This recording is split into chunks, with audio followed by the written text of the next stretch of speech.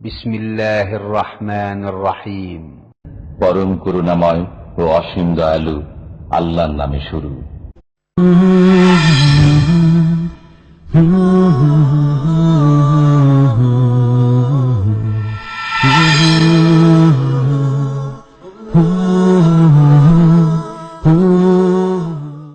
ومن أحسن قولا ممن دعا إلى الله وعمل صالحا وقال إنني من المسلمين.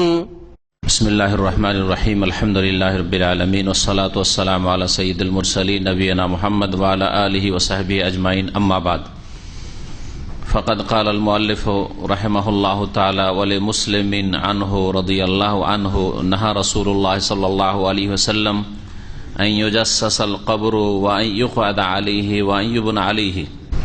আল্লাহ পাকের সমস্ত প্রশংসা, সালাত এবং সালাম নাজিল হোক নবী মুহাম্মদ রাসূলুল্লাহ সাল্লাল্লাহু আলাইহি সাল্লামের উপর। আমাদের শুক্রবারে এশার সালাতের পরে বুলুগুল মারাম হাদিস থেকে ধারাবাহিক যে হাদিসের ব্যাখ্যা চলছে তাতে আমরা জানাজার পর্ব নিয়ে আলোচনা করছি। জানাজা সম্পর্কিত, মাইয়িত সম্পর্কিত, কবর সম্পর্কিত যে সব হাদিসগুলি রয়েছে বুলুগুল মারামে। আজকে যে হাদিস থেকে শুরু হবে সেটা হচ্ছে কবরকে নিয়ে বিষয়গুলি, কবর পাকা করা, কবর বসা, কবরের উপর কোনো ঘর নির্মাণ করা বা মসজিদ বানানো ইত্যাদি, বাতি জ্বালানো, এই বিষয়গুলি। এই মর্মে সহিহ মুসলিমে হাদিস বর্ণিত রয়েছে। বলছেন লেখক ওয়ালে মুসলিমিন, সহিহ মুসলিমে হাদিস রয়েছে আনহু রাদিয়াল্লাহু তার থেকে। তার মানে এর আগে যে হাদিসের বর্ণনাকারী রয়েছে তার থেকে। এর আগে হাদিস বর্ণনা করেছেন জাবের রাদিয়াল্লাহু আনহু। জাবের রাদিয়াল্লাহু তাআলা আনহু থেকে বর্ণিত হাদিস রয়েছে। তাতে রয়েছে রফিআ কবরুহু আনিল আরদে কাদরু শিবরিন। সাদ ইবনে আবি ওয়াক্কাস রাদিয়াল্লাহু তাআলা আনহুর কবর উঁচা করা হয়েছিল 1 বিঘত সমান। এ সম্পর্কে বাইহাকির হাদিস। তো এই জাবের থেকে বর্ণিত হাদিস যাতে রয়েছে যে নাহা রাসূলুল্লাহ সাল্লাল্লাহু আলাইহি ওয়াসাল্লাম আন ইউজাসসাসাল কবর, রাসূলুল্লাহ সাল্লাল্লাহু আলাইহি ওয়াসাল্লাম নিষেধ করেছেন কবরকে চুনকাম করতে, কবর পাকা করতে। এই একটি নিষেধাজ্ঞা কবর সম্পর্কে। তাহলে কবর পাকা করা যাবে না, কবরকে রঙানো, সিমেন্টেড করা ইত্যাদি, চুনকাম করা। ওয়া আইয়ুকআদা আলাইহি, আর নিষেধ করেছেন কবরের উপর অবস্থান করতে, বসতে। তো কবরের উপর বসা যাবে না। কবর উপরে এক বসা হচ্ছে ঠিক কবর উপরে বসা, যেটা কবরের সাথে বেয়াদবি, এক বসা নিষেধ।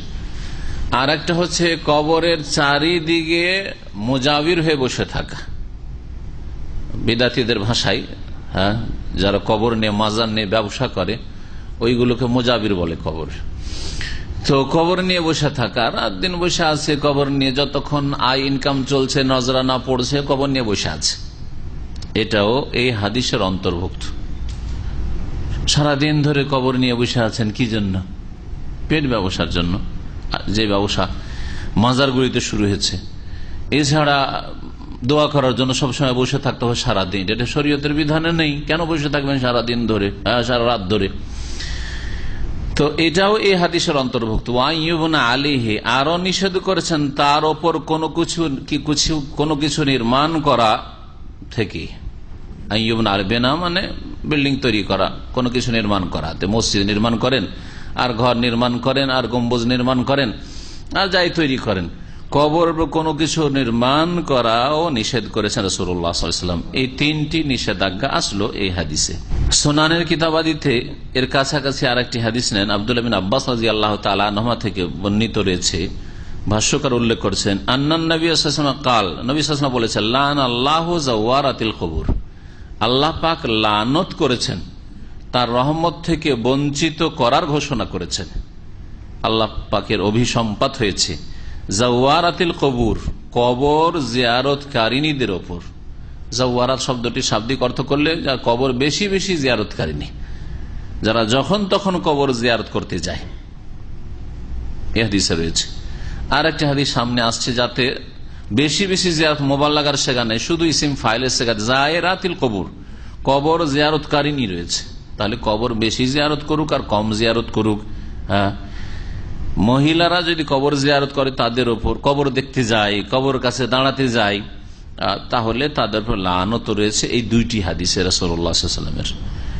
আর কি নিষেধ করেছেন বা লানত করেছেন কার ওপর? ওয়াল মুত্তাখিযিনা আলাইহাল মাসাজিদা, আর যেই সব লোকেরা কবরের ওপর মসজিদ নির্মাণ করে, মসজিদ বানায়, তাদের ওপর আল্লাহর লানত রয়েছে। কবরের উপর মসজিদ তৈরি করলো, কবর আগে আছে আর তারপরে মসজিদ নির্মাণ করলো, তাদের উপর লানত হয়েছে। এটা হচ্ছে বাহ্যিক অর্থ হাদিসের। এর বিপরীত যদি করে যে আগে থেকে মসজিদ তৈরি আছে আর মসজিদের মধ্যে কবর দিল, সেই বিধানটিও এই হাদিসের আওতাভুক্ত। কারণ যে উদ্দেশ্যে কবরের মসজিদ বানাতে নিষেধ করা হয়েছে, উদ্দেশ্য কি?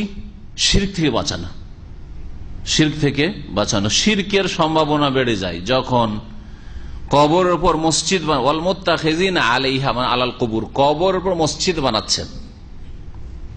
সাধারণ কবর হয়ে থাকুন না, কবরটা কোথায় ঢুকে গেল? মসজিদের ভিতরে ঢুকে গেল। শিরকের সম্ভাবনা বেড়ে গেল কিনা? শিরকের সম্ভাবনা বেড়ে গেল। কাঁচা কবরে শিরকের সম্ভাবনা নেই, কিন্তু যখনই কবর পাকা করলেন শিরকের সম্ভাবনা বেড়ে গেল কিনা? আজকে না শুরু হলে যারা হয়তো কবর পাকা করলো তারা শিরক করবে না, কিন্তু আগামী প্রজন্ম শুরু করবে। শয়তান ধীরে ধীরে গোমরাহ করে। যে কোনো পাপের ক্ষেত্রে রাতারাতি শয়তান পাপ করায় না, প্রথম অন্তর খারাপ করে, তারপরে অন্তরে সেই কথা দানা বাঁধে, হ্যাঁ, শক্ত হয়ে যায়, বদ্ধপরিকর হয়ে যায় যে এই কাজটা করতেই হবে, হ্যাঁ, অন্তর থেকে আর কথাটা বেরোয় না। তারপরে তখন ধীরে ধীরে পাপ করার জন্য আগে বাড়ে, চেষ্টা করে। যে কোনো পাপের ক্ষেত্রে, খুন করাই হোক, জেনা হোক, একদিনে হয় না। যে কোনো পাপের ক্ষেত্রে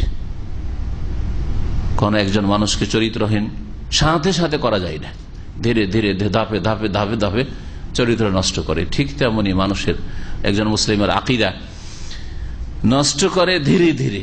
আজকে কবরটা পাকা করলো, কালকে কবরের শ্রদ্ধা সম্মান শুরু হয়ে যাবে, কালকে তারপরের দিন ফুল চড়ানো শুরু হবে, চাদর চড়িয়ে দেওয়া হবে, তারপরে লোকজন সেখানে জমা হইতে ভিড়ভাড় করতে লাগবে, মেলা শুরু হয়ে যাবে, তারপরে শ্রদ্ধার সাথে সেখানে দাঁড়ানো আর বসা শুরু হয়ে যাবে, আর তারপরে তখন ধীরে ধীরে সেজদা শুরু হবে, নজরানা পেশ করা শুরু। এ হচ্ছে কবর ফিতনা। কবর বড় ফিতনার জায়গা। যদি কবর নিয়ে বাড়াবাড়ি করা হয়, রাসূলুল্লাহ সাল্লাল্লাহু আলাইহি সাল্লামের দিক নির্দেশনাগুলি, এই তালিমাত শিক্ষাগুলির যদি বাস্তবায়ন না করা হয়, তো কবর মানব জাতির জন্য বড় ফিতনা। প্রতিমা, ছবির চাইতে কম ফিতনা নাই। ছবির মাধ্যমে যেমন ফিতনাই পড়েছে, মূর্তি পূজার ফিতনায় মানব জাতি, এই জন্য ছবি হারাম। বিনা কারণে ছবি হারাম। শরীয়ত সম্মত যদি কারণ না থাকে বা আপনাকে বাধ্য না করা হয়, তাহলে ছবি, এইরকম শখের ছবি বা ইসলামের কোনো উপকারিতা না থাকে, দাওয়াতি মাসলাহাত না থাকে, হ্যাঁ, ধরেন একটা প্রতিষ্ঠান চালাচ্ছেন যার জন্য আপনি সেখানে স্বয়ং সম্পূর্ণ না, অন্যের কালেকশন নিতে হয়, বিদেশ থেকে পয়সা নিতে হয়, আরব দেশগুলিতে, তো তাদের কাছে রিপোর্টের জন্য আপনাকে দেখাতে হবে, ছাত্র সংখ্যা দেখাতে হবে, শিক্ষক সংখ্যা দেখাতে হবে, ইফতার করাচ্ছেন, ইফতারে মাহফিলের দেখাতে হবে যে কেমন সংখ্যা রয়েছে, তারপরে পয়সাটা আসবে। তো এইগুলো হচ্ছে ইসলামের স্বার্থে। এইরকম ক্ষেত্রগুলিতে বিশেষ বিশেষ ক্ষেত্রে বৈধতা আছে। তাও এমন ছবি যেগুলি ক্যামেরাতে করা ছবি, যেই ছবি অনেকে বৈধ করেছেন, এমনিতেই বৈধ করেছেন, ইখতিলাফি জিনিস। আর যেগুলো প্রতিমূর্তির আকারে, যেগুলিতে সরাসরি পূজা শুরু হয়েছে, অথবা বড় শ্রদ্ধার সাথে রিপোর্টের জন্য যেগুলো ছবি করা, সেগুলো শ্রদ্ধার সাথে ঝুলিয়ে রাখা হয় না, আর শ্রদ্ধার নজরে সেগুলিকে দেখা হয় না। কিন্তু বাপ দাদা পূর্বপুরুষদের ছবি, আমার দাদা, এটা আমার দাদার বাপ ছিল, আমার পূর্বপুরুষেরা ছিল, শ্রদ্ধার সাথে রাখা হয়। এটা আমার নেতা ছিল, আমার নেত্রীর বাপ ছিল, নেত্রীর স্বামী ছিল, শ্রদ্ধার সাথে এই ছবিগুলো দেখা হয়। সুতরাং এই ছবিগুলো নিঃসন্দেহে হারাম, যদিও সেই ছবিগুলি ছবি ক্যামেরারই ছবি হোক না কেন। এইরকমই এটা আমার ওস্তাদ ছিল, ওস্তাদের ওস্তাদ ছিল, হ্যাঁ, এইটা নাসিরুদ্দিন আলবানির ছবি, এটা হচ্ছে শেখ বিন বাজের ছবি, এটা হচ্ছে অমুক সাহেবের ছবি, শ্রদ্ধার নজরে দেখা হয়। এগুলি বেশি ফিতনা। কিসের ফিতনা? শিরকের ফিতনা, শিরকের আশঙ্কা, যার ফলে ছবিকে হারাম করা হয়েছে। ঠিক তেমনি কবর নিয়ে যখন বাড়াবাড়ি শুরু হবে, তখনই কবর পূজার ফিতনার আশঙ্কা রয়েছে, যার ফলে রাসূলুল্লাহ সাল্লাল্লাহু আলাইহি ওয়াসাল্লাম কঠোরভাবে নিষেধ করেছেন। তার মসজিদের ওপর বা কবরের ওপর যারা মসজিদ তৈরি করে, হাদিসের স্পষ্ট অর্থ, তাদের উপর কি হয়েছে? আল্লাহর লানত হয়েছে। আগে থেকে মসজিদ আছে, মসজিদের ভিতরে কবর দিল, তাতেও উদ্দেশ্য ওইটাই যে এই লোক বিশিষ্ট লোক, সুতরাং এর কবর সাধারণ জায়গাতে, সাধারণ কবরস্থানে যেখানে সেখানে একে দাফন করা যাবে না, মসজিদে দাফন করি, এখানে বাড়াবাড়ি শুরু হইলো। হ্যাঁ, এ বুজুর্গ বানিয়ে দেওয়া হইলো, যার ফলে এই পূজার আশঙ্কা রয়েছে। মসজিদের মধ্যে কবর আজকে না শুরু হলো, কালকে পূজা শুরু হবে, 50 বছর পর শুরু হবে, যার ফলে তাদের ওপরও লানত হবে যারা মসজিদে কবর দেয়, মসজিদের বারান্দায় কবর দেয়, মসজিদের গ্রাউন্ডের ভিতরে কবর দেয়, তাদের উপর লানত রয়েছে। সুতরাং কবি সাহেব বলে দিয়েছেন, মসজিদের পাশে আমার কবর দিও ভাই, মসজিদের আজান যেন, মুয়াজ্জিনের আজান যেন শুনতে পাই। হ্যাঁ, এগুলি তার ইসলামের জ্ঞানবিহীন কথা। ইসলাম সম্পর্কে জ্ঞান ছিল না, সেই জন্য বলেছে। ইসলাম সম্পর্কে, তাওহীদ সম্পর্কে, কোরআন এবং হাদিস সম্পর্কে যদি জ্ঞান থাকতো তাহলে কাজী নজরুল এসব কথা বলতেন না। অসরোজা, আর যারা বাতি জ্বালায়, সিরাজ মানে হচ্ছে বাতি, প্রদীপ, যারা প্রদীপ জ্বালায়, বাতি জ্বালায়, আলোকিত করে, লাইটিং করে, যা দিয়ে হোক না, বিদ্যুৎ দিয়ে হোক আর এমনি আপনার যা কিছু দিয়ে পুরানো যুগ হইতো তা দিয়ে হোক, বাতি জ্বালায়, প্রদীপ জ্বালায়, কবরের ওপর, কবরকে আলোকিত করে না। বিশিষ্ট ব্যক্তি, শুধু কবরকে অন্ধকার রাখা যাবে না, কবরকে লাইটিং করে রাখতে হবে, আলো রাখতে হবে, এখানে আলোর ব্যবস্থা করতে হবে। যদি এটি করে সেটা একদিন হোক অথবা সব দিনই হোক, যেমন শুধু একদিন বছরে সাধারণ কবরস্থান বিদাতিরা করে, সেটা হচ্ছে শবে বরাত না।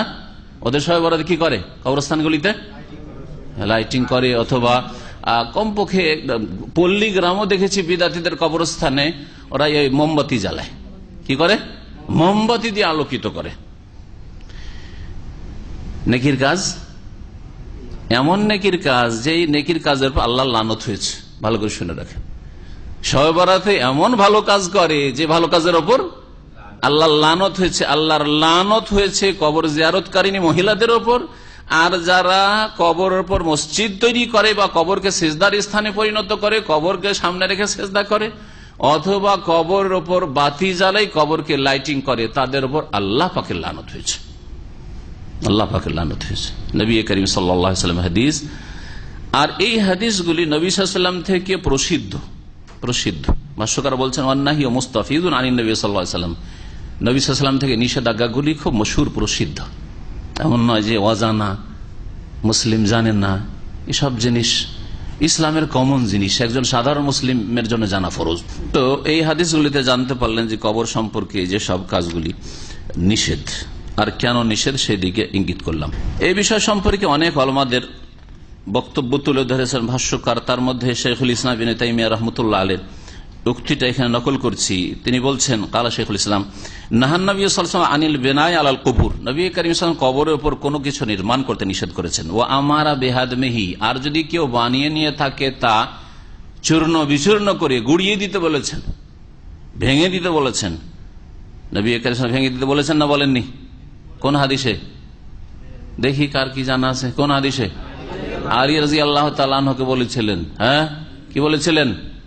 যে তোমাকে এমন কাজে পাঠাচ্ছি, যাও এই কাজে যাও। কি কাজে? আলী রাদিয়াল্লাহু তাআলা ছাত্রকে বলেছিলেন যে তোমাকে ওই কাজে পাঠাবো যেই কাজে আমাকে রাসূলুল্লাহ সাল্লাল্লাহু আলাইহি ওয়াসাল্লাম পাঠিয়েছিলেন। কি? আল্লাহ তাদা তিমসালান ইল্লা তামাসতাহু ওয়ালা কবরান মুশরিফান ইল্লা সাওয়াইতাহু, তুমি যদি কোথাও মূর্তি দেখো তাহলে তা তামাস্তাহু ইল্লা তামাস্তাহু, নিশ্চিহ্ন করে দিবে, মূর্তিকে গুড়িয়ে দিবে। এই মূর্তি দিয়ে আল্লাহর সাথে শিরক শুরু হয়েছে। আর এক শিরক শুরু হয়েছে, দুই শিরকের দিকে ইঙ্গিত করা হয়েছে এই হাদিসে। তৃতীয় কোন রাস্তা শিরকের নেই, এগুলো হচ্ছে শিরকের রাস্তা। আর এগুলিকে নিশ্চিহ্ন করার জন্য ইসলাম এসেছে, এই দুই শিরককে। ওয়ালা কবরান মুশরিফান, আর যদি কোনো উঁচা কবর দেখো, আর বিদাতীদের কবরস্থানগুলো তাদের উঁচা উঁচা কবর, পাকা করা আছে, রং করা আছে, নাম লেখা আছে, অমুক সাহেবের কবর, ইত্যাদি ইত্যাদি, চাদর চড়ানো আছে, ফুল দিয়ে সাজানো আছে। ওয়ালা কবরান মুশরিফান, আর যদি কোনো উঁচা কবর দেখো তাহলে ইল্লা সাওয়াইত, তাকে সমতল বানাই দিবে, নিশ্চিহ্ন করে দিবে, সাওয়াইত বরাবর করে দিবে।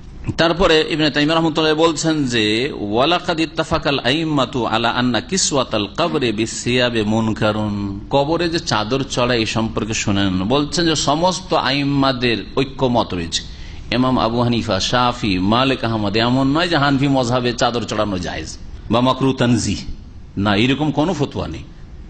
কারণ আমার দেশে যারা কবর মাজারের খেদমত করে, পূজা করে, তারা নিজেদেরকে হানাফি বলে। সে বেরোলেই বলুক আর অন্য কিছু বলুক, কিন্তু রেজবি বলুক বা কিছু বলুক, এরা নিজেদেরকে মজহাবে হানাফি বলে যে আমরা হানাফি। হানাফি মজহাব এর থেকে বাড়ি, হানাফি মজহাবের এর সাথে কোনো সম্পর্ক, এরা হচ্ছে নকল হানাফি, জাল হানাফি। এই জন্য একটি ভালো গবেষণা বলছি যে আসল হানাফি, প্রকৃত হানাফি বর্তমানে নেই। হয়তো ইমাম আবু হানিফার ছাত্ররা ছিল, আবু ইউসুফ মোহাম্মদ, তারা ছিল প্রকৃত হানাফি। ইমাম আবু হানিফার শিক্ষা আদর্শকে পুরোপুরি মেনে গেছে। আমার কথা হাদিসের খেলাফ হলে ছেড়ে দিই, যেটা সহি হাদিস সেটা হচ্ছে আমার মজহাব। এই জন্য আবু ইউসুফ অনেক মাসলা ইখতলাফ করেছেন, ইমাম মোহাম্মদ অনেক মাসলা ইখতলাফ করেছেন। ওরা হচ্ছে আসল হানাফি, কোরআন সুন্নাহ অনুসারী, ওরা হচ্ছে আসল হানাফি। আর যারা আজকাল বর্তমান যুগে নিজেদেরকে হানাফি বলে মজহাবের সাথে সম্পৃক্ত করছে, তারা আসলে নকল হানাফি, যে হানাফি হোক না কেন, নকল হানাফি। সমস্ত আইম্মাদের ঐক্যমত রয়েছে এই বিষয়ে, আন্না কিসওয়াতাল কবরে বিসিয়াবে, কাপড় পরানো বা চাদর চড়ানো, কিসওয়াতুল কাবা, কাবা গিলাফ কে কি বলা হয়, কিসওয়াতুল কাবা বলা হয়। হ্যাঁ, একমাত্র কাবার বৈশিষ্ট্য যে কাবার ওপর চাদর চড়ানো যাবে। কেউ যদি মসজিদ নববীর ওপর চাদর চড়ায় তবু হারাম, শুনে রাখেন ভালো করে। বাইতুল মুকাদ্দাসের মসজিদের উপর যদি চাদর চড়ায় তবু হারাম, বিদআত। তাহলে যদি তিনটি যে সবচেয়ে শ্রেষ্ঠ উত্তম মসজিদ, পবিত্র মসজিদ, সেই মসজিদগুলির উপর যদি চাদর চড়ানোর দলিল না থাকে, বিদআত হয়, তাহলে কবরে চাদর চড়ানো এই সম্পর্কে চার ইমাম, সমস্ত ফুকাহা মুহাদ্দিস সবার ঐক্যমত রয়েছে যে কাপড় দিয়ে ঢাকা অথবা গিলাফ চড়ানো, চাদর চড়ানো কবরের উপর কি মুনকারুন, শরীয়ত বিরোধী কাজ। আর মুনকার সম্পর্কে নবী কারীম কি বলেছেন সহিহ মুসলিমের হাদিসে, মান রাআ মিনকুম মুনকারান, তোমাদের কেউ যদি মুনকার কাজ দেখে, এটা হচ্ছে মুনকার। মুনকার কাজ মানে ইসলাম বিরোধী কাজ, হ্যাঁ, অন্যায় কাজ, অপরাধ যদি দেখে, তাহলে তিনটি স্তর আছে তা দূর করার জন্য। ক্ষমতা থাকলে ফালিয়ুগাইয়িরহু বিয়াদিহি, বল প্রয়োগ করে বাধা দিতে হবে। আপনার নিজের ভাই, আপন ভাই বা আপনার ছেলে, আপনার স্ত্রী আপনার বাড়িতে, আপনার ভিটে মাটিতে কবরে চাদর চড়িয়ে দিয়েছে, তাহলে বল প্রয়োগ করতে পারবেন আপনি? হ্যাঁ, সুতরাং বল প্রয়োগ করে এই কবরকে সাধারণ কবরে পরিণত করতে হবে। আর চাদর, এখানে তো বল প্রয়োগ করে চাদর সরাইতে হবে, ফুল সরাইতে হবে।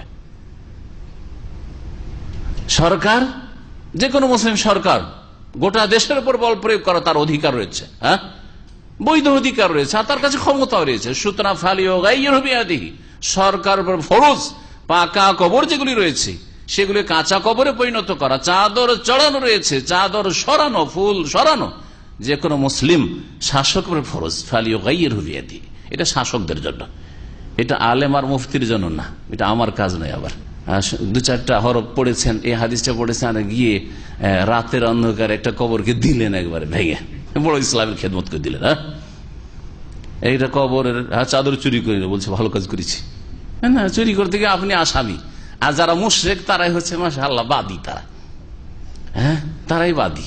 এটা ইসলাম না, ইসলামের খেদমত না এটা। কারণ এই কাজটা আপনার না, এই ডিউটি আপনার না, ওটা সরকারি ডিউটি। আল্লাহ পাক ওদেরকে জিজ্ঞেস করবেন, যাদেরকে আল্লাহ দায়িত্ব দিয়েছেন, ক্ষমতা দিয়েছেন। আপনাকে আমাকে জিজ্ঞেস করবেন, আমাকে জিজ্ঞেস করেন মুখ খুলেছিলে না বোবা? যদি বোবা থাকি তো আমাকে জবাব দিতে হবে। ফাইল্লাম ইয়াস্তাতে, বল প্রয়োগ যদি না করতে পারেন, মুনকার দেখছেন, কবরের উপর চাদর চড়ানো আছে, ফুল চড়ানো আছে, পাকা করা আছে, মাজার বানিয়ে নিয়েছে কবরকে সাজিয়ে। কবর দেখে আখেরাত স্মরণ হয়। আখেরাত কি স্মরণ হবে? পয়সা স্মরণ হচ্ছে। আরে এই পীরদের এত ইনকাম রে, পয়সা স্মরণ। আজকাল সব পাকা কবর দেখলে কি স্মরণ হয়? আরে কি করে বড় লোক হবো, এরা বড় লোক হয়েছে, আমরা কি করে বড় লোক হবো? অথচ নবী বলেছেন কবর দেখলে কি হয়? পয়সা স্মরণ হয় না, তুযাক্কিরুকুমুল আখিরা, পরকাল স্মরণ হয়, মওত স্মরণ হয়, কবর স্মরণ হয়, জান্নাত জাহান্নাম ওইসব চিন্তা হয়, বিচার দিবস বলে চিন্তা হয়, ওইসব চিন্তা হবে। পয়সার ধান্দা ওখানে চলছে। যদি ক্ষমতা থাকে, হ্যাঁ, বল প্রয়োগ করা, বল প্রয়োগ। যদি না ক্ষমতা থাকে ফাবিলিসানিহি, যদি না পারেন বল প্রয়োগ করতে, আপনার সেটা দায়িত্ব না, আর সেই ক্ষমতা আপনার নেই। আর অন্যের বাড়িতে গিয়ে ক্ষমতা চালাবেন, এটা আপনি অন্যায় কাজ করবেন। আমি এরকম মাঝে মাঝে উদাহরণ দিই। আপনার স্ত্রীর যদি মাথায় কাপড় না থাকে আর রাস্তায় চলে, তো কাপড়টা উঠিয়ে, হ্যাঁ, কমপক্ষে ঢাকা, বল প্রয়োগ করা।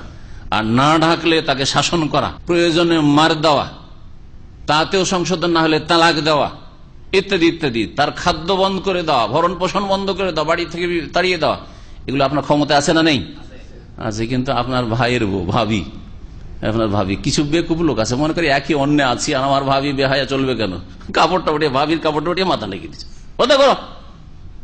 এটা অন্যায় কাজ করলো, সে শরীয়তের বিধানে অন্যায় কাজ করলো। এটা আপনি ওই আপনার ভাবির মালিক না, বা আপনার ছোট ভাইয়ের স্ত্রীর মালিক না, বুঝছেন না? ওখানে বল প্রয়োগ চলবে না। কি করবেন তাহলে? ফাবেল এসানি, জবান দ্বারা কথা বলতে হবে, বল প্রয়োগ চলবে না। আলেমদের কাজ এটা, দায়ীদের কাজ এটা, মুফতি সাহেবদের কাজ এটা, বল প্রয়োগ করা নাই। ওয়াইল্লাম ইয়াস্তাতি, এটাও করতে পারছেন না আপনি, মুখেও বলতে পারছেন না, জবান বন্ধ একবারে। জবান খুললে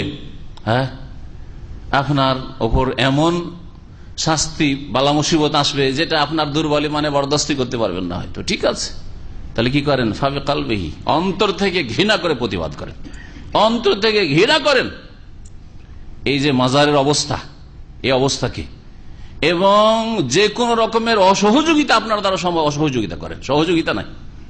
জি, ওয়াযালিকা আযআফুল ঈমান, এটা হচ্ছে সবচেয়ে দুর্বল ঈমান, সর্বশেষ ঈমান। এরপরে ওয়ালাইসা ওয়ারা যালিকা হাব্বাতু খারদাল মিন ঈমান, আরেকটি হাদিসের অংশ রয়েছে, এরপরে সরিষা পরিমাণ ঈমান থাকে না, যদি আপনার অন্তরে ঘৃণাও না থাকে, বরং মহব্বত, মাজারপন্থীদের সাথে আপনার বন্ধুত্ব, আত্মীয়তা, বিবাহ শাদী, মেয়ে দিচ্ছেন নিচ্ছেন, খাচ্ছেন, খুব আমোদ ফুর্তি করছেন, তাহলে আপনার ঈমান নেই, বুঝে নিতে হবে। আল্লামা শেখ আব্দুল আজিজ বিন বাজ রাহমাতুল্লাহ আলাইহি, বিগত প্রধান মুফতি সৌদি আরবে, তিনি বলছেন কবরে ফুল চড়ানো সম্পর্কে কয়েকটি বিষয় বলছেন। ওয়াজু জহুর আলা কবুরিল জুন্দি আল মাজহুল ওয়া গায়রিহি, কোন ব্যক্তির ওপর, সে কোনো বিশেষ ব্যক্তি হোক অথবা যে কোনো ব্যক্তি হোক, যে কোনো ব্যক্তির কবরের ওপর ফুল চড়ানো, ফুল দেওয়া, এটি হচ্ছে বিদআত। আর ফুল দিতে দিতে আশঙ্কা রয়েছে যে এর উপর কখন গম্বুজ বানানো হবে, পাকা করানো হবে, তারপরে পূজা শিরক বিহিম, আর কিছুদিন পরে শিরক শুরু হবে, সুম্মা ইত্তিখাযুহুম আউলিয়া মিন দুনিল, আর তারপরে আল্লাহকে বাদ দিয়ে এগুলিকে পৃষ্ঠপোষক বানিয়ে না হবে, এদের পূজা শুরু হয়ে যাবে। এইভাবে কবর মাজার পূজা শুরু হয়েছে। সুতরাং শাইখ বলছেন ফাল ওয়াজিবু ইজালাতুল আবনিয়াতি আলাল কবুর, কবরের উপর যে পাকা করা রয়েছে তা দূর করে দাও, নিশ্চিন্ন করা হচ্ছে ফরজ। কার উপর ফরজ? বল প্রয়োগ করা, বললাম সরকার ফরজ। আলহামদুলিল্লাহ, আলে সৌদ যারা দুনিয়া থেকে চলে গেছেন তাদের আল্লাহ রহম করেন, তাদের উপর, তাদেরকে জান্নাতুল ফিরদাউস দান করেন। শাইখুল ইসলাম আব্দুল্লাহ রাহমাতুল্লাহর সাথে বল প্রয়োগ করে, এই হাদিস আমল করে, পাকা বহু কবরের পূজা হইতো এই আরব জাজিরায়, আরব উপদ্বীপে, সবগুলোকে নিশ্চিন্ন করেছেন যাদের কাছে বল প্রয়োগ করার ক্ষমতা ছিল।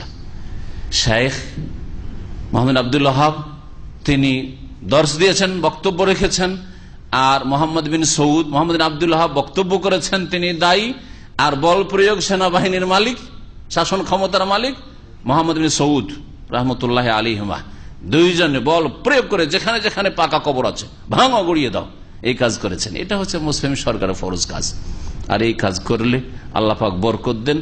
যেই জায়গায় 100 বছর আগে খেতে পাওয়া যেত না, এখানে দুর্ভিক্ষ নেমে এসেছিল, খিদা তাড়ান মানুষকে খেয়ে ফেলতো, আর কোন কোন দেশে যে গিয়েছে আশ্রয় নিয়েছে আল্লাহ পাক ভালো জানে।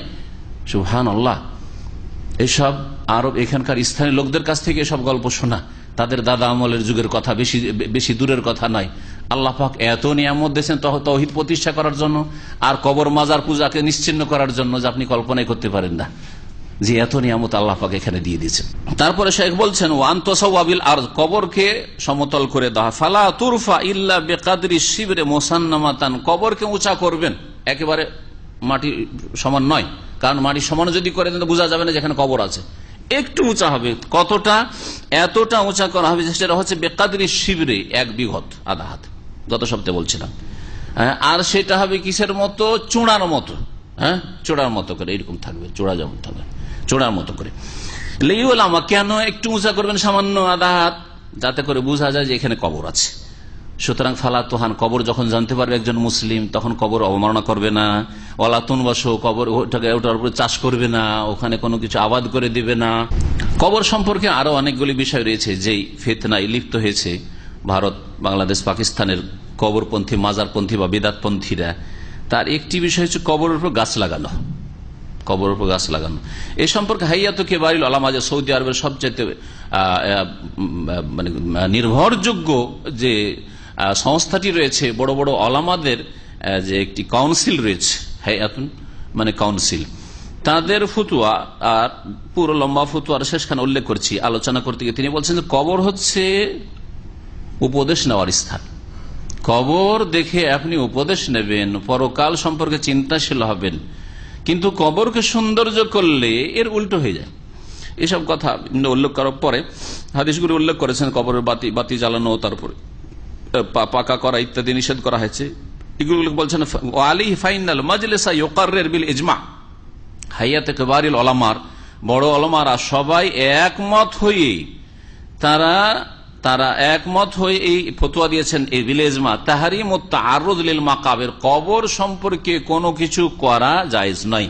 যেমন লাবে তাসচিরহা, কবরের উপর গাছ রোপণ, হ্যাঁ গাছ রোপণ করা, সাজাবার জন্য গাছ লাগিয়ে দিই, একটু ফুলের গাছ লাগিয়ে দিই, অথবা ভালো ভালো যেসব গাছগুলি দেখতে সুন্দর লাগে, আজকাল শহরকে সাজাবার জন্য রাস্তার পাশে পাশে থাকছে না, সবুজ করে রাখছে, এইরকম যদি বলে আমার বাপের কবরটাকে সবুজ করে রাখবো আমি গাছ দিয়ে, এটাও হারাম। ওয়ালাবে এনারাতিহা, আর লাইটিং করা, আলোকিত করা, এটাও হারাম। ওয়ালাবে আইয়ি মিন আনওয়াই তাজমিল, যে কোন রকমের অলংকার পূর্ণ কাজ করা বা যে কোনো রকম ভাবে অলঙ্কৃত করা, এগুলি হারাম। কেন?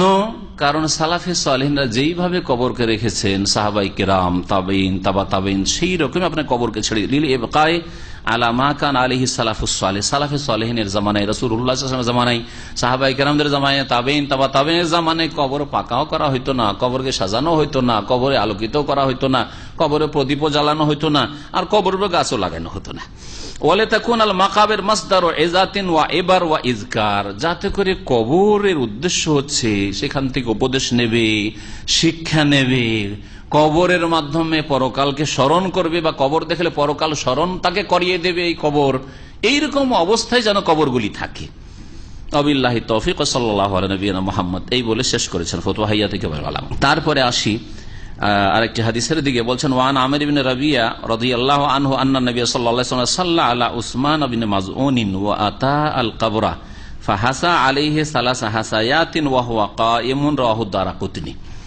আমির বিন রাবিয়া রাদিয়াল্লাহু তাআলা আনহু সাহাবী থেকে বর্ণিত, তিনি বলছেন নবী করিম সাল্লাল্লাহু আলাইহি ওয়াসাল্লাম উসমান বিন মাজউন সাহাবীর উপর জানাজার নামাজ আদায় করলেন। উসমান বিন মাজউন প্রথম সাহাবী, মুহাজিরদের মধ্যে, ইন্তেকাল করেছেন মদিনায়। কোরআনের শিক্ষা দেওয়ার জন্য রাসূলুল্লাহ সাল্লাল্লাহু আলাইহি ওয়াসাল্লাম তাকে আগে পাঠিয়ে দেন। নবী সাল্লাল্লাহু আলাইহি ওয়াসাল্লাম হিজরতের আগে তিনি হিজরত করে এসেছিলেন, ইন্তেকাল হয় মদিনায়, তার উপর জানাজা পড়লেন। ও আতাল কবরা, কবরের কাছেও রাসূলুল্লাহ সাল্লাল্লাহু আলাইহি ওয়াসাল্লাম আসলেন। তাহলে কবর সম্পর্কে বা মাইয়াত সম্পর্কে একটি হক হচ্ছে মাইয়াতের জানাজা পড়া, আর একটি হক হচ্ছে দাফনের শরীক হওয়া। অনেক সময় একই জায়গা হয় না, আমাদের দেশে তো কবরস্থানের কাছে গিয়ে জানাজা হয়ে যায়, সেই জন্য যারা জানাজায় যায় তারা কবর দাফনেও শরীক হয়ে যায়। কিন্তু অনেক জায়গায় হয়তো মসজিদে জানাজা হয়ে গেল, অথবা 1-2 কিলোমিটার 5 কিলোমিটার দূরে জানাজা হয়ে গেল, তারপরে গোরস্থান দূরে আছে, সকলের জন্য যাওয়া খরচ নাই। একটা কাজে শরীক হলেন, 1 কিরাত নেকি পেলেন, দ্বিতীয় কাজে শরীক হন 2 কিরাত নেকি পাবেন, যেমন নবী করিম সাল্লাল্লাহু আলাইহি ওয়াসাল্লামের হাদিসে রয়েছে। এখন এখানে সৌদি আরবে যে সিস্টেম আছে, আপনি মক্কা মদিনায় যে জানাজা পড়েন, অধিকাংশ জানাজায় তো শরীক হয়ে যাচ্ছেন, তাই না? নামাজের পরে পরে জানাজাগুলি হচ্ছে, জানাজায় শরীক হয়ে যাচ্ছেন। কটা লোক আপনি মক্কায় থাকাতে আল মুআল্লা কবরস্থানে যাচ্ছেন, অথবা মদিনা আপনি বাকির কবরস্থানে কটা লোক যাচ্ছেন? খুব কমই। আমরাও হয়তো কয়েকবার গিয়েছি, এতদিন হয়ে যাচ্ছে, 20-25 বছর হয়ে যাচ্ছে, মদিনার জীবন থেকে শুরু করলে 25 বছর হয়ে যাচ্ছে, কিন্তু এর মধ্যে হয়তো 5-7 বার গেছি কি 10 বারই গেছি, তার বেশি যাইনি হয়তো। অথচ জানাজা কত পড়েছি, ঠিক না? বলছেন যে নবী সাল্লাল্লাহু আলাইহি ওয়াসাল্লাম জানাজা পড়ালেন, আর তারপরে কবরের কাছে আসলেন। রাসূলুল্লাহ সাল্লাল্লাহু আলাইহি ওয়াসাল্লাম কবরের কাছে এসেছেন। সুতরাং কবরের কাছে যাওয়ার ক্ষেত্রে কোনো বড় ব্যক্তি, বিশিষ্ট ব্যক্তি যেন নিজেকে এই অহংকারে না ফেলে যে আমার মতো বিশিষ্ট লোক, আমার কবরের কাছে যাওয়ার দরকারটা কি, যায় অন্য লোকেরা দাফন করে দিবে, আমি জানাজাটা পড়িয়ে দিলাম, এইরকম যেন অহংকার ভিতরে না ঢোকে। রাসূলুল্লাহ সাল্লাল্লাহু আলাইহি ওয়াসাল্লাম স্বয়ং কবরের কাছে গেছেন। ফাহাসা আলাইহি সালাসা হাসায়াতিন, আর তারপরে রাসূলুল্লাহ সাল্লাল্লাহু আলাইহি ওয়াসাল্লাম কবরের উপর 3, এটাকে কি বলা হয়, আঞ্চলিক ভাষা জানাতে ফায়দা আছে, অনেক ফায়দা আছে। আর যদি ফায়দা না থাকে তো আমাকে লন্ডন টন্ডন থেকে টেলিফোন করে সবগুলি সিলেটি। আমি আমাদের উমেদ ভাইকে মাঝে মাঝে ট্রান্সলেটারও ডেকেছি, কারণ পুরুষগুলো তো একটু শুদ্ধ করে দেয় অথবা ইংরেজি মিশিয়ে টিশিয়ে ওদের ভাষা বুঝিনি, কিন্তু মহিলারা যখন মাসলা জিজ্ঞাসা করে বিপদ, বুঝিয়ে না কিছু। হ্যাঁ শেখ আপনার সাথে মাতিলাম, কি মাতিলাম যদি না বুঝতে হবে। তাহলে আঞ্চলিক ভাষা ফায়দা রয়েছে। আমাদের অঞ্চল উত্তরবঙ্গ, পশ্চিমবঙ্গের মালদা, মুর্শিদাবাদ আর রাজশাহী, চাপা, এই দিকটাই এই দুটা লোপ বলে, এক লোপ এইভাবে বলে। 3 বার নবী করিম সাল্লাল্লাহু আলাইহি সাল্লাম কি করলেন? মাটি দিলেন। এই হাদিস হচ্ছে দলিল কোন কবরে গিয়ে 3 লোপ মাটি বা 3 কি বলবেন যেটাকে বললেন কোষ, 3 কোষ মাটি দেওয়া, এটি হচ্ছে সুন্নাত রাসূলুল্লাহ সাল্লাল্লাহু আলাইহি ওয়াসাল্লাম। এটি হচ্ছে সুন্নাত। এর মাধ্যমে যেন আপনি একটি মাইয়াতের হক আদায় করলেন। মৃত ব্যক্তির আমাদের জীবিতদের হক আছে, মুসলিম হিসাবে হক আছে, প্রতিবেশী হিসাবে হক আছে, গ্রামবাসী হিসাবে হক আছে, আত্মীয় হিসাবে হক আছে, অনেকগুলি হক আমাদের সাথে জড়িত আছে। যে কোনো লোক মারা গেলে কোনো কিছু যদি না থাকে, সে প্রতিবেশীও না আর আমার আত্মীয় না, মুসলিম ভাই, তো মুসলিম ভাই হিসাবে এই হকগুলি আছে একজন মাইয়াতের, যে কোনো মুসলিমের উপর। রাসূলুল্লাহ সাল্লাল্লাহু আলাইহি ওয়াসাল্লাম যে 3 বার মাটি দিলেন কবরে উঠিয়ে, ওয়াহুয়া কায়েমুন, দাঁড়ানো অবস্থায় দাঁড়িয়ে দাঁড়িয়ে মাটি উঠিয়ে দিলেন। হাদিসটি রাওয়াহু দারাকুতনি, ইমাম দারাকুতনি তার সুনানে উল্লেখ করেছেন। হাদিসের অবস্থা ভাষ্যকার বলছেন হাদিস হচ্ছে হাসান, মানে আমলযোগ্য সহিহ হাদিস। এই হাদিস দ্বারা জানা যায় যে মাইয়াতের জানাজা নবী সাল্লাল্লাহু আলাইহি ওয়াসাল্লাম পড়েছেন, যার হুকুম হচ্ছে ফরজে কিফায়া। কিছু মুসলিমরা যদি জানাজায় হাজির হয় তাহলে সকলেই মাফ পেয়ে যাবে, আর কেউ যদি কোনো মুসলিমের জানাজা না পড়ে বিনা জানাজায় পড়ে থেকে গেল অথবা দাফন করে দেওয়া হল, তো সকল মুসলিম গুনাহগার হবে এলাকাবাসী যেখানে মুসলিম মারা গেছে। এই হাদিস দ্বারা জানা যায় মাশরুইয়াত ইত্তিবাউল জানায়েজ মিনাস সালাত হাত্তা দাফন, জানাজায় অংশ নেওয়া, জানাজার সালাত আদায় করা থেকে শুরু করে দফন পর্যন্ত এটা সবচাইতে ভালো। ওমান ফাআলা যালিকা, আল্লাহর প্রতি ঈমান রেখে নেকির আশায় কেউ যদি করে, তাহলে জানাজায় যে হাজির হবেন আল্লাহর সন্তুষ্টির জন্য, নবী সাল্লাল্লাহু আলাইহি ওয়াসাল্লামের নির্দেশ, এবং জানাজা এটা হচ্ছে শরীয়তের বিধান, ফরজে কিফায়া, এটা পালনের জন্য যদি যান আর নেকির আশায়, তাহলে 2 কিরাত পাওয়া যাবে যদি দুটোই কাজে হাজির থাকেন। আর 2 কিরাত মানে দুটো বিশাল পাহাড়, মিসলাল জাবালাইনিল আজিমাইনে, যেমন নবী সাল্লাল্লাহু আলাইহি ওয়াসাল্লাম হাদিসে বিশাল দুটো পাহাড়ের সমান নেকি রয়েছে। পুরোপুরি দাফনে একেবারে শেষ পর্যন্ত মাটি দিচ্ছে, মাইয়াতকে নামালো, তারপরে পুরো মাটি দিল, উঠিয়ে দিচ্ছে, তারপরে কবরটা সাজাচ্ছে, এটা তো মাত্র কয়েকজন লোক করে, সবাই তো আর ওতে শরীক হতে পারছে না। সুতরাং কমের পক্ষে বলছেন যে 3 বার করে যদি মাটি দিয়ে দেয় তাহলে এটা তার জন্য মুস্তাহাব, ভালো। আর এই দাফনের ওয়াজিবের একটা অংশে শরীক হয়ে গেল, ফরজে কিফায়া শরীক হয়ে গেল। তারপরের হাদিস দেখেন, ওয়ান উসমান রাদিয়াল্লাহু আনহু قال كان رسول الله صلى الله عليه وسلم اذا فرغ من دفن الميت وقف عليه وقال استغفروا لاخيكم واسالوا له التثبيت فانه الان يسأل رواه ابو داود وصححه الحاكم। উসমান রাদিয়াল্লাহু তাআলা তৃতীয় খলিফা বর্ণনা করছেন, বলছেন কানা রাসূলুল্লাহ ইযা ফারাগা মিন দাফনিল মাইয়িত, রাসূলুল্লাহ সাল্লাল্লাহু আলাইহি ওয়াসাল্লাম মাইয়িতের দাফন থেকে যখন ফারিগ হইতেন, মানে দাফন যখন সেরে নিতেন, ওয়াকাফা আলাইহি, তখন কবরের পাশে দাঁড়িয়ে যেতেন, কবর পাশে দাঁড়িয়ে যেতেন। ওয়াকালা, আর বলতেন, ইস্তাগফিরু লিআখিকুম, তোমাদের ভাইয়ের জন্য তোমরা আল্লাহর কাছে ক্ষমা প্রার্থনা করো। নিজের জন্য নয়, কবরে নিজের জন্য প্রার্থনা করবেন। কার জন্য করবেন? তোমাদের ভাইয়ের জন্য। কে ভাই? মৃত ব্যক্তি ভাই। তাহলে ইসলামিক যে ভ্রাতৃত্ব রয়েছে, একজন মুসলিম আরেকজন মুসলিমের ভাই, এটা জীবিত অবস্থাতেও ভাই থাকে আর মারা গেলেও মুসলিম ভাই থাকে। মারা গেলেও হাজার হাজার বছর আগে মারা গেছে মুসলিম ভাই, আপনার হাজার হাজার বছর আগে মারা গেছে মুসলিম ভাই, ঈমানের অবস্থায় মারা গেছে মুসলিম ভাই, তাদের হক রয়েছে। কোরআনে কারীমে এই হকের কথা আল্লাহ পাক উল্লেখ করেছেন, এই শিক্ষা দিয়েছে সূরা হাশরের আয়াতে। দেখ, রব্বানা ইগফির লানা ওয়াল্লাযীনা জাউ মিন বাদিহিম, যারা পরে আসবে এই দোয়া করবে আগের লোকদের, পূর্বের লোকদের জন্য। ইয়াকুলুনা, তারা এই দোয়া করবে, রব্বানা ইগফির লানা ওয়া লিইখওয়ানিনা আল্লাযীনা সাবাকুনা বিল ঈমান ওয়া লা তাজআল ফি কুলুবিনা গিল্লাল লিল্লাযীনা আমানু রব্বানা ইন্নাকা রাউফুর রহিম। রব্বানা ইগফির লানা, আল্লাহ আমাদেরকে ক্ষমা করে দাও, আমাদেরকে ক্ষমা করে দাও। দোয়ার একটি আদব হচ্ছে নিজের নফস থেকে শুরু করা, নিজে থেকে শুরু করা, কারণ নিজেকে সেভ করা প্রথম কাজ আপনাকে। এই জন্য অধিকাংশ দোয়াগুলিতে পাবেন দোয়া শুরু হয়েছে নিজে থেকে। রব্বানা ইগফির লানা, আল্লাহ আমাদেরকে ক্ষমা করে দাও। ওয়ালি ইখওয়ানিনা, আর আমাদের ওই ভাইদেরকে মাফ করে দাও, ক্ষমা করে দাও, আল্লাযীনা সাবাকুনা বিল ঈমান, যারা আমাদের পূর্বে চলে গেছে ঈমানের অবস্থা, ইসলামের অবস্থায়। এই আয়াত কি প্রমাণ করে? যে মৃতদের জন্য দোয়া করবেন আপনি, এই আয়াত দ্বারা প্রমাণিত হয়। ইস্তাগফিরু লিআখিকুম, তোমাদের ভাইয়ের জন্য ক্ষমা চাও আল্লাহর কাছে। ওয়াসআলু লাহু তাসবীত, আর তার জন্য অটলতা আল্লাহর কাছে যাচ্ছা করো। তাসবীত মানে আল্লাহ যেন তাকে দৃঢ় রাখেন, তার পদস্খলন না ঘটে, হাহালাদরি বলতে না হয়, তাকে জবাব যেন ঠিকভাবে দিতে। তাসবীত, এই তাসবীত শব্দটি না হয়েছে কোরআনে কারীমের সূরা ইব্রাহিমের একটি আয়াত থেকে। আল্লাহ পাক ইরশাদ করেছেন। আর অনেক সাহাবায়ে কেরাম বলতেন যে এই আয়াতটি কবরের আযাব বা কবরে যে মুনকার নাকিরের প্রশ্ন হবে এই সম্পর্কে আয়াতটি নাযিল হয়েছে। ইউসাব্বিতুল্লাহুল্লাযীনা আমানু বিল কওলি সাবিতি ফিল হায়াতিদ দুনিয়া ওয়া ফিল আখিরাহ। ইউসাব্বিতু, আল্লাহ পাক দৃঢ় রাখবেন, অটল রাখবেন। ইউসাব্বিতুল্লাহ, আল্লাহ, আল্লাযীনা আমানু, যারা মুমিন এবং সৎকর্মশীল তাদেরকে, ফিল হায়াতিদ দুনিয়া, ইহ জগতে আল্লাহ পাক অটল রাখবেন, অফিল আখির, আর পরকালে আল্লাহ পাক মানে মওতের পরে কবরে যখন মুনকার নাকির প্রশ্ন করবে তখন আল্লাহ পাক কি রাখবেন? তাদেরকে অটল রাখবেন, তাদের পদস্খলন ঘটবে না, তারা লাজবাব হবে না, তারা হাহাল আদরি বলবে না, মুনাফিকের মতো, কাফের মতো, বেদিনের মতো, বেনামাজির মতো বলবে না। মুমিন ইউসাব্বিতুল্লাহুল্লাযীনা আমানু বিল কওলি সাবিত ফিল হায়াতিদ দুনিয়া ওয়া ফিল আখিরাহ। তো ওই ইউসাব্বিতু থেকে তাসবিত হচ্ছে মাসদার। তো ওর জন্য তাসবিত, অটলতা আল্লাহর কাছে কামনা করে, আল্লাহ তাকে অটল রাখো, সে যেন ঠিকভাবে মুনকার নাকিরের জবাব দিতে পারে। আল্লাহুম্মা সাব্বিতহু, তাহলে এই দোয়া করবেন কি? আল্লাহুম্মা গফির লাহু, তার জন্য কি করো? ইস্তিগফার করো। কি বলবেন? আল্লাহুম্মা গফির লাহু, আল্লাহকে মাফ করে দাও। আল্লাহুম্মা আরহামহু, এর উপর দয়া করো। কারণ মানুষ মারা যাওয়ার পরে রহমতের বেশি মুখাপেক্ষী, রহমতের। এখন আল্লাহ রহমত ছাড়া কোনো উপায় নেই, কারণ আমল করার ক্ষমতা নেই, তার শেষ হয়ে গেছে। তো যেটুকু করেছে অতি আল্লাহ রহম করো তুমি এর উপর। এই জন্য মাইয়েত আল্লাহর দয়ার অনুগ্রহের মুখাপেক্ষী। আল্লাহুম্মা আরহামহু, আল্লাহুম্মা গফির লাহু ওয়ারহামহু। এই জন্য নবী সাল্লাল্লাহু আলাইহি ওয়াসাল্লামের জানাজার দোয়াতে যে দ্বিতীয় দোয়াটি রয়েছে জানাজার তৃতীয় তাকবীরের পরে, ওই দোয়াতে রয়েছে প্রথমখানে আল্লাহুম্মা গফির লাহু ওয়ারহামহু, এই দোয়া করবেন। আর কি বলবেন? আল্লাহুম্মা সাব্বিতহু, আল্লাহুম্মা সাব্বিতহু, আল্লাহ তাকে দৃঢ় রাখো, সুদৃঢ় রাখো, প্রতিষ্ঠিত রাখো, তাকে জবাব দেওয়ার শক্তি দাও, সামর্থ্য দাও। আল্লাহুম্মা সাব্বিতহু। ফাইন্নাহু, কেন? ফাইন্নাহু আল-আনা ইউসাল, কারণ এক্ষুনি তাকে জিজ্ঞেস করা হবে, এক্ষুনি তাকে জিজ্ঞাসাবাদ করা হবে। কে জিজ্ঞাসাবাদ করবেন?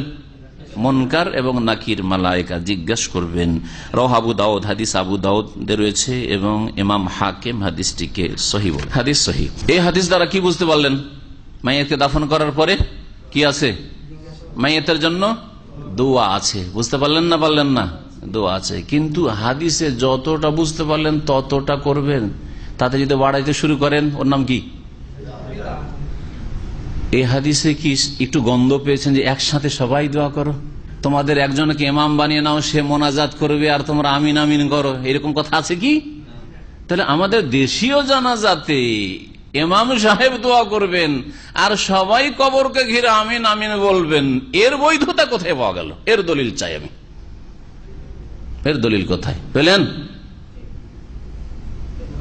দেশের তরিকাটা ঠিক না আরব দেশের তরিকা ঠিক? আরব দেশে জানাজা গিয়ে দেখবেন, এখানে সুন্নতি তরিকায় কি করে, যখন দাফন করা হয়ে গেল, হ্যাঁ, যারা তাড়াহুড়া আছে চলে আসলো, কিন্তু অনেক লোকই ওখানে থেকে যায় আর দোয়া করতে থাকে, আল্লাহুম্মা আল্লাহুম্মা গফির লাহু, আল্লাহুম্মা আরহামহু, আল্লাহুম্মা সাব্বিতহু, দোয়া করতে, বারবার করে দোয়া করতে থাকে, বারবার করে দোয়া করতে থাকে।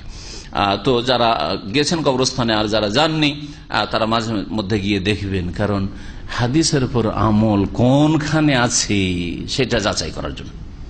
এটা হচ্ছে ইসলামিক তরিকা। আর যখনই তাতে রং চড়িয়ে দিলেন, একটু রং ছড়িয়ে দিলেন যে দোয়া তো আর সবাই করতে জানি না, সুতরাং ইমাম সাহেবকে হুজুর আপনি দোয়া করেন, একটু দোয়া করেন, আমরা আমিন আমিন করবো, এই বিদআত। সম্মিলিত দোয়া, সম্মিলিত, একজন দোয়া করবে বাকিরা সব আমিন আমিন করবেন। নবী সাল্লাল্লাহু আলাইহি ওয়াসাল্লাম কখনো করেননি, নবীর কোন সাহাবীও করেননি, তো আপনি কেন করবেন? আপনি কাদের অনুসারী যে আপনি এরকম কাজ করবেন? সুতরাং এই বিদআতগুলি ছেড়ে দিতে হবে। তবে এই বিদআত উঠাবার আপনার ক্ষমতা আছে কিনা, এটা মুনকার উঠাবার ক্ষেত্রে আপনার বল প্রয়োগ করার ক্ষমতা আছে, মুখে বলার ক্ষমতা আছে না? আপনাকে সর্বনিম্ন দুর্বল ইমানের পরিচয় অন্তর থেকে ঘৃণা করবেন আর ওখান থেকে কেটে পড়ার চেষ্টা করবেন, কোন স্তরের লোক আপনাকে সেখানে সেটাকে কি করতে হবে, আপনার অবস্থাকে বিবেক বিবেচনা করতে হবে, কোন অবস্থায় আছি। দুর্বল অবস্থায় আছেন আর ওখানে গিয়ে এই বিদাতি দোয়া করতে দেবো না, সবাই দোয়া করছে 99 জন শতকরা বা তারও বেশি, আর আপনার 1, 2 জন 5 জন বলছে না না না এই বিদাতি দোয়া করতে দেবো না, আর শুরু করে দেন মারামারি।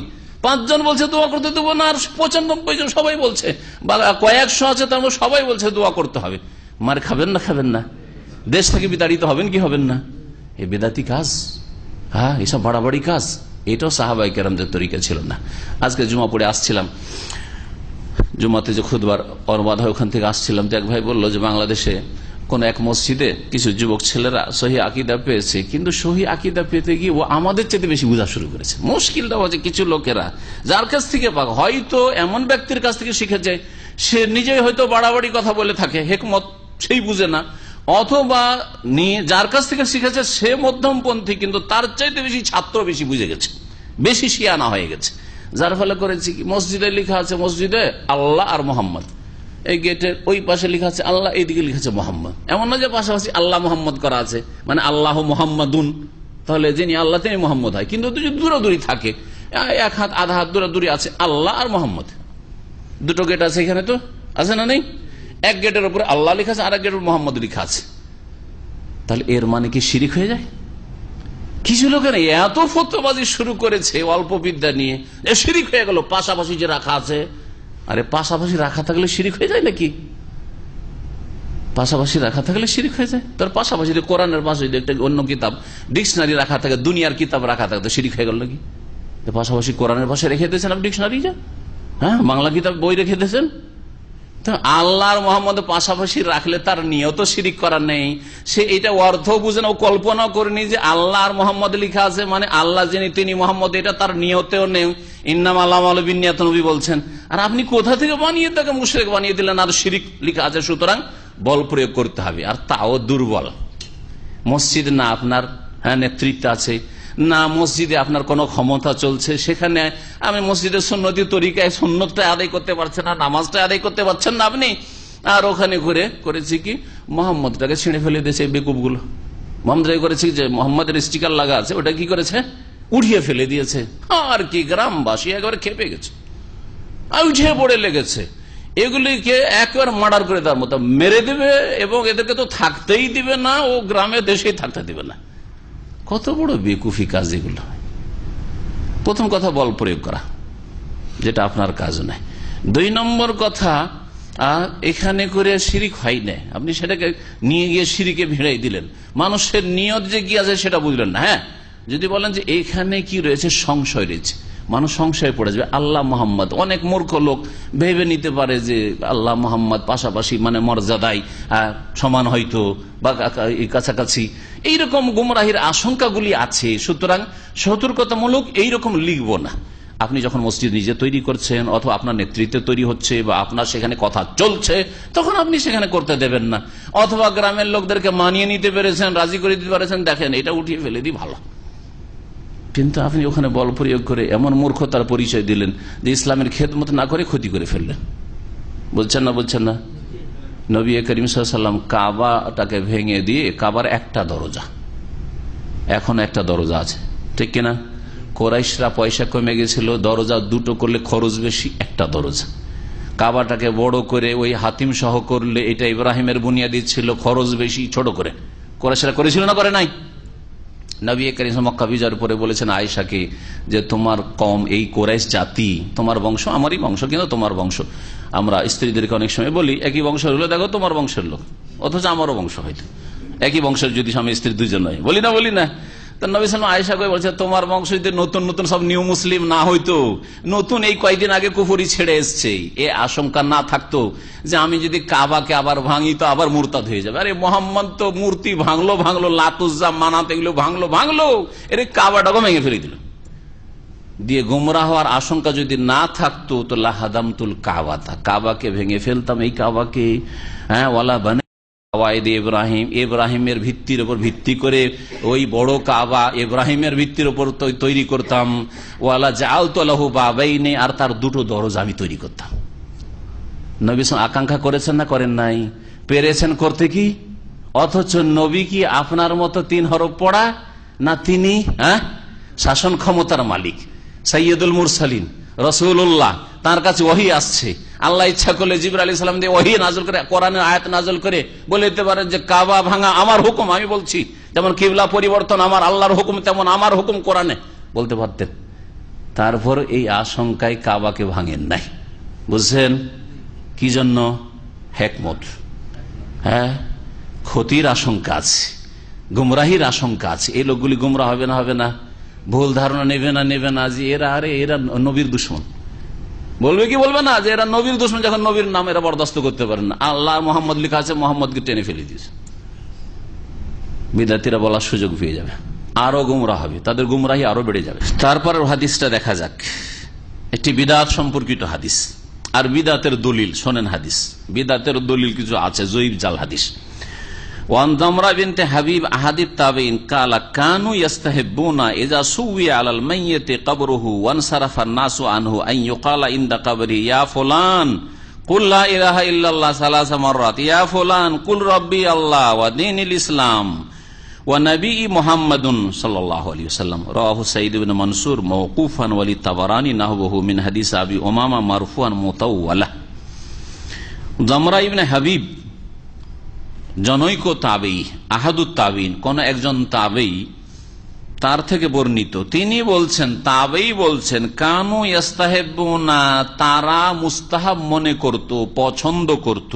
কারা? তাহলে যখন তাবেই বলবেন তারা পছন্দ করতেন, তখন সাহাবায়ে কেরাম উদ্দেশ্য হবে, সাহাবীরা পছন্দ করতেন, এইরকম কথা তাহলে বলতে চাইছেন। ইযা সুবিয়া আলাল মাইয়িতি কবরুহু, যখন কবরের উপর মাটি দেওয়া সম্পূর্ণ হবে, মাটি দিয়ে যখন মাইয়িতকে ঢেকে দেওয়া হবে, ওয়ান সারাফান নাসু আনহু, আর লোকেরা নিজ নিজ ঘরের উদ্দেশ্যে ফিরে যাবে কবরস্থান থেকে, আন ইউকালা ইনদা কবরিহি, কবরের কাছে যেন এই কথাগুলি বলা হয়, তালকিন করা হয়।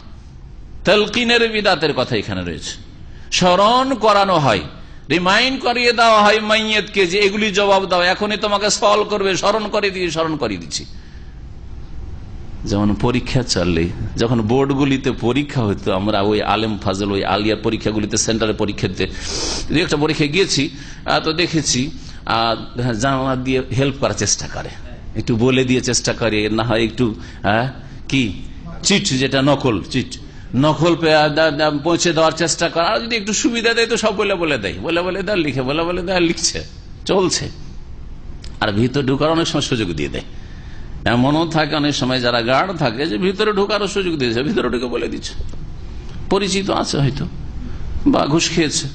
বলছেন যে তারা মুস্তাহাব মনে করতো মাইয়িতের ওপর মাটি দেওয়ার পরে, মানে কবরের উপর মাটি দিয়ে কবরে দাফন করার পরে লোকেরা যখন ফিরে যাবে, তখন যেন কবরের কাছে বলা হয়, ইয়া ফুলান, হে উমুক, ওর নাম ধরে। যদি মারা যায় কেউ, মোহাম্মদ মারা গেছে, ইয়া মোহাম্মদ, ইয়া জাকির, আল্লাহ হায়াত দারাজ করুক, ভয় করিয়েন না, ভয় করিয়েন না জি, কারণ হায়াত কম বেশি হইবে না। হে অমুক, কুল লা ইলাহা ইল্লাল্লাহ, বলো লা ইলাহা ইল্লাল্লাহ, সালাসা মাররাত, 3 বার করে স্মরণ করাবে, কুল লা ইলাহা ইল্লাল্লাহ, হে অমুক, হে মাইয়িত, হে ভাই, কুল লা ইলাহা ইল্লাল্লাহ, তালকিন করবে। ইয়া ফুলান, হে অমুক, কুল রাব্বি আল্লাহ, তোমাকে এখন জিজ্ঞেস করে মান রাব্বুকা, জবাবে বলো রব্বি আল্লাহ, রব্বি আল্লাহ। ও দীনুল ইসলাম, যখন জিজ্ঞেস করবে যে তোমার দিন কি, তখন বলো দীনুল ইসলাম, আমার দিন ধর্ম হচ্ছে ইসলাম। ও নবী, তোমার নবী কে, তখন জবাবে বলো ও নবী মুহাম্মাদুন সাল্লাল্লাহু, আমার নবী মুহাম্মদ সাল্লাল্লাহু আলাইহি ওয়াসাল্লাম। এইভাবে তালকিন করা তারা মুস্তাহাব মনে করতেন। রাহু সাঈদ ইবনে মানসুরিন মাওকুফান, ইমাম সাঈদ ইবনে মানসুর, তার একটি সুনান নামের হাদিসের কিতাব রয়েছে, যাতে অনেক আসার সাহাবায়ে কেরামের আছে, আর অনেক জয়ীফ জাল হাদিসও আছে। আর বিদাতীরা যারা নারী পুরুষের নামাজের পার্থক্য, আর তারপর এইরকম বহু তাদের জয়ীফ জালকে চালাতে চাই সহিহ হাদিসের সামনে, তারা এই সব কিতাবের হাদিসের আশ্রয় নেই, জয়ীফ জাল হাদিস। মওকুফান, মওকুফ বর্ণনা করেছেন, মানে এটি নবী সাল্লাল্লাহু আলাইহি ওয়াসাল্লামের থেকে প্রমাণিত না, সাহাবায়ে কেরাম পর্যন্ত পৌঁছাচ্ছেন যে তারা, মানে নবী সাল্লাল্লাহু আলাইহি ওয়াসাল্লাম না। আর তাবারানীতে এইরকমই বিষয় বর্ণনা করা হয়েছে, আবু উমামা সাহাবী থেকে মারফুআন মুতাওয়াল, লম্বা হাদিস বর্ণনা করা হয়েছে মারফু, মানে নবী সাল্লাল্লাহু আলাইহি ওয়াসাল্লামের নাম দিয়ে, যে নবী সাল্লাল্লাহু আলাইহি ওয়াসাল্লাম বলেছেন মাইয়িতকে যখন দাফন করা হয়ে যাবে, তখন তালকিন করো, বলো লা ইলাহা ইল্লাল্লাহ মাইয়িত, হে অমুক, বলো রব্বি আল্লাহ, দীনুল ইসলাম, নবী মুহাম্মদ, এইরকম বলা হয়েছে। হাদিস যদি সহি হইতো তাহলে তো আমরা সবাই মিলে করতাম, ঠিক না? এখন হাদিসের অবস্থাটা জানতে হবে। এই জন্য আমাদের দেশে যারা বিদআত করে তারা বলে হাদিস শরীফ আছে, ব্যাস কোন হাদিসের কিতাব আছে তাও বলে না। হাদিস সহি জয়ীফ তো জানেও না, আর জানলেও খেয়ানত করে। যদি জেনেও নেই তো খেয়ানত করে, ঢেকে রাখে, বলবে না, কারণ বিদআতের ব্যবসা করতে হবে। এই হাদিস হচ্ছে জয়ীফ, আর কারো কারো কাছে মওদু, জাল, দুর্বল হাদিস। আর অনেকে হাদিসকে জাল বলেছেন। কেন? তাবরানীতে যে হাদিস রয়েছে তার একজন বর্ণনাকারী সাঈদ বিন আব্দুল্লাহ আজদি, মজহুল, অজ্ঞাত পরিচয়, অজানা ব্যক্তি, যার অবস্থা জানা নাই, তার হাদিস কেমন করে আস্থা করবেন যে এটা রাসূলুল্লাহ সাল্লাল্লাহু আলাইহি ওয়াসাল্লাম পর্যন্ত পৌঁছেছে? সুতরাং যদি কোনো এক অজ্ঞাত পরিচয় ব্যক্তি বর্ণনা করেন, সাহাবায়ে কেরামদের পরে মুহাদ্দিস পর্যন্ত হাদিস পৌঁছিতে মাঝখানে কেউ যদি বর্ণনাকারী এমন থাকে যার অবস্থা জানা নাই, মাজহুলুল হাল অথবা মাজহুলুল আইন, দুটো পরিভাষা রয়েছে মুস্তালাহুল হাদিস, উসুল হাদিসের, তাহলে সেই হাদিস জয়ীফ, দুর্বল। ইমাম নওয়াবী রাহমাতুল্লাহ আলাইহি এবং ইমাম ইরাকি, এরা উসুল হাদিসের অনেক কিতাবও লিখেছেন। তো যেমন ইমাম নওয়াবীর তাদরিবুর রাবি রয়েছে, আমরা মদিনা ইউনিভার্সিটিতে পড়েছি মুস্তালাহুল হাদিসের উপর। ইমাম ইরাকিরও একটি কিতাব রয়েছে। বলেছেন ইসনাদুহু যায়িফ, এই হাদিসের সনদ, তালকিনের হাদিসের সনদ হচ্ছে দুর্বল। ইমাম ইবনুল কাইয়্যিম রাহমাতুল্লাহ বলছেন হাদিসুহু লা ইয়াসিহু, এই হাদিস সহিহ নয়। ওয়াল্লাযী নুরাজ্জিহু আন্নাল হাদিস মাকতু, আর যেটা এখানে আমি প্রাধান্য দেব সেটা হচ্ছে হাদিস মাকতু, মানে তাবেঈর বক্তব্য এটি। অমওকুফুন আলা রিওয়ায়াত জামরা বিন হাবিব, জামরা বিন হাবিবের পর্যন্ত পৌঁছেছে, তাবেঈ পর্যন্ত, আর সে হচ্ছে তাবেঈ। মাইয়াতের কবর কাছে অবস্থান করা, দাফন করার পরে এবং সেখানে দাঁড়িয়ে থেকে দোয়া করা, এর প্রমাণ রয়েছে, এর প্রমাণ রয়েছে। মৃত ব্যক্তির জন্য দোয়া করা সম্পর্কে সূরা হাসরের দোয়া তো বললাম, রব্বানা ইগফির লানা ওয়া লিইখওয়ানিনা আল্লাযীনা সাবাকুনা বিল ঈমান। আর সূরা তওবার আয়াত নম্বর 84 তো রয়েছে ওয়ালা তাকুম আলা কবরিহি, মুনাফিকের কবরের উপর নবী সাল্লাল্লাহু আলাইহি ওয়াসাল্লামকে গিয়ে দাঁড়াতে নিষেধ করেছেন। মানে মুনাফিকের কবরের কাছে তাদের জন্য দোয়া করার জন্য, ইস্তিগফার করার জন্য দাঁড়াবে না সেখানে গিয়ে। তাহলে মুনাফিকের কবরের কাছে নবীকে যেতে নিষেধ করেছেন, তার মানে মুমিন হইলে কি করবে? কবরের কাছে গিয়ে দোয়া করবে, ইস্তিগফার করবে আল্লাহর কাছে, মুমিনের জন্য দাঁড়াবে, বিদুআ ওয়াল ইস্তিগফার বলছেন। ইমাম ইবনে তাইমিয়া রাহমাতুল্লাহ বলেছেন লাম্মা নাহাল্লাহু নবী আনিল কিয়াম আলা কুবুরিল মুনাফিকিন, মুনাফিকদের কবরের কাছে যখন নবীকে দাঁড়াতে নিষেধ করলেন, কানা দালিলান, এটা প্রমাণ করে আলা আন্নাল মুমিনা ইউকামু আলা কবরিহি বাদা দাফন, মুমিনকে দাফন করার পরে তার কবরের কাছে দাঁড়াতে হবে। আর এই আয়াত এর দলিল, এর আর সুন্নাত হাদিস দ্বারাও প্রমাণিত, আর মুসলিমদের উপর ইজমা রয়েছে। সম্মিলিত দোয়া বিদআত, কিন্তু দাফন করার পরে দোয়ার ক্ষেত্রে ইজমা রয়েছে, কেউ দ্বিমত করে না, দোয়া আছে, মাইয়াতের জন্য দোয়া করেন দাঁড়িয়ে দাঁড়িয়ে। আবু দাউদে আরেকটি হাদিস রয়েছে ওসমান রাদিয়াল্লাহু তাআলা আনহু থেকে, যে হাদিসটা এর আগে বর্ণনা করলাম, যে মাইয়াতকে দাফন করার পরে তোমাদের ভাইদের জন্য ইস্তিগফার করো আর তার জন্য দৃঢ়তা তলব করো, অন্য ভাষা দিয়ে বর্ণিত হয়েছে আবু দাউদ। তারপরে ইমাম তিরমিজি বলছেন আল ওকুফ আলাল কবরি ওয়াস সাওয়াল লিল মাইয়িত ওয়াক্তা দাফনিহি, কবরের উপর অবস্থান করা এবং মাইয়িত ওয়াস সাওয়াল লিল মাইয়িত, মাইয়িতের জন্য দাফনের সময় আল্লাহর কাছে দোয়া করা, এটা হচ্ছে দুয়ারই একটা অংশ, যে দুয়ার আল্লাহ পাক নির্দেশ দিয়েছেন। যে হাদিসটি আমাদের সামনে ছিল তাবেঈর বর্ণিত, সেই হাদিসের অনুরূপ হাদিস আবু উমামা থেকে তালকিন সম্পর্কে যে বর্ণিত রয়েছে, সেই হাদিসটাও শোনাই। আবু উমার, এজা মা তাহাদুকুম, তোমাদেরকে যখন মারা যাবে আর কবরে যখন দাফন করা হয়ে যাবে, তখন তার মাথার কাছে দাঁড়িয়ে যাবে, কবরের মাথার দিকে, তারপরে ইয়া ফুলান ইবনে ফুলান উযকুর মা কুনতা আলাইহি ফিদ দুনিয়া মিন শাহাদাতি আল্লা ইলাহা ইল্লাল্লাহ, দুনিয়ায় যে অবস্থায় ছিল লা ইলাহা ইল্লাল্লাহর উপর স্মরণ করো, ওয়া আন্না মুহাম্মাদান আবদুহু ওয়া রাসূলুহু ওয়া আন্নাকা রাযিতা বিল্লাহি রাব্বান ওয়া বিল ইসলামি দীনান ওয়া বি মুহাম্মাদিন ওয়া বিল কুরআনি ইমামান নবিয়ান ওয়া বি মুহাম্মাদিন নবিয়ান ওয়া বিল কুরআনি ইমামান। এই হাদিস সম্পর্কেও বলছেন ফাহাযা হাদিসুন লা ইয়াসিহু রাফউহু, এই হাদিসও মারফু সহিহ নয়। এই হাদিস অনেক উলামারাই যায়ীফ বলেছেন, যেমন ইবনুস সালাহ, ইমাম নওয়াবী, ইরাকি, ইবনে হাজার, বুলুগুল মারামের লেখক, সানাআনী, ইয়ামানের আলেম। ইমাম আহমদ বিন হাম্বলের এক ছাত্র আল আসরাম, তিনি বলছেন, ইমাম আহমদ বিন হাম্বলকে আমি জিজ্ঞেস করলাম, চার ইমামের একজন ইমাম, হাযাল্লাযী ইয়াসনাউনা ইযা দুফিনাল মাইয়িত, মাইয়িতকে দাফন করার পরে যে কিছু লোকেরা সেখানে দাঁড়িয়ে তালকিন করে, স্মরণ করা মাইয়িতকে, যে মুনকারনাকে জিজ্ঞেস করলে এই জবাব দাও, এই জবাব দাও, এই জবাব দাও, এটা কেমন? ইয়াকিফুর রাজুলু ইয়াকুলু ইয়া ফুলান ইবনে ফুলানা, ফুলানা আবার মায়ের নাম ধরে, ইয়া ফোলান ইবনে ফোলান না, এটাও প্রমাণ করে। কারণ ইসলামে মায়ের সাথে সম্পৃক্ত করে নাম বলার বৈধতা নেই। বলো ইয়া হানিফ বিনতে আয়েশা, হানিফ বিন আয়েশা, হে আয়েশার ছেলে হানিফ, হে ফাতেমার ছেলে জাকির, এটা বলা ইসলামে নেই। কিন্তু বোঝা গেছে, বাপের সাথে সম্পৃক্ত করা আছে, এটাও একটা দিক যে এগুলো হাদিস ভিত্তিহীন হাদিস, মায়ের সাথে সম্পৃক্ত। কালা ইমাম আহমদ বিন হাম্বলকে যখন এই হাদিস সম্পর্কে জিজ্ঞাসা করা হয়, মাসলা সম্পর্কে জিজ্ঞাসা করা হয় যে এইরকম করে স্মরণ করানো যাবে, বললেন মা রাআইতু আহাদান ইয়াফআলুহু ইল্লা আহলু শাম হিনা মাতা আবুল মুগীরা। এই বিদআত কাজটি, এই কাজটি করতে কাউকে, কোন মুসলিমকে দেখিনি, কোন দেশের, মক্কায় দেখিনি, মদিনায় দেখিনি, ইরাকে দেখিনি, বাগদাদও দেখিনি, কোথাও দেখিনি। ইমাম আহমদ বিন হাম্বল বলছেন কোথায় দেখেছি, ইল্লা আহলা শাম, শামবাসী করত, এই শামবাসী দামেস্কের লোকেরা এরা করত। কখন করেছিল? হিনামাত আবুল মুগীরা, আবুল মুগীরা যখন মারা যায় তখন ওকে স্মরণ করেছে, ইয়া ফোলা বেলা ফোলা, হে ওমক, হ্যাঁ তুমি স্মরণ করো একটু, দুনিয়াতে কি অবস্থায় ছিলে, লা ইলাহা ইল্লাল্লাহ স্মরণ করো, জবাব দাও রব্বি আল্লাহ দীনুল ইসলাম ইত্যাদি। ইমাম ইবনুল কাইয়িম বলছেন ইন হাদিস আত-তালকিনে হাযা হাদিসুন লা ইয়াশুক্কু আহলুল মারিফা বিল হাদিস ফি ওয়াদইহি। ইবনুল কাইয়িমের কথা শুনেন, বললাম না একটু আগে যে অনেক গবেষক ওলামারা হাদিসটাকে মওযু, জাল বলেছে।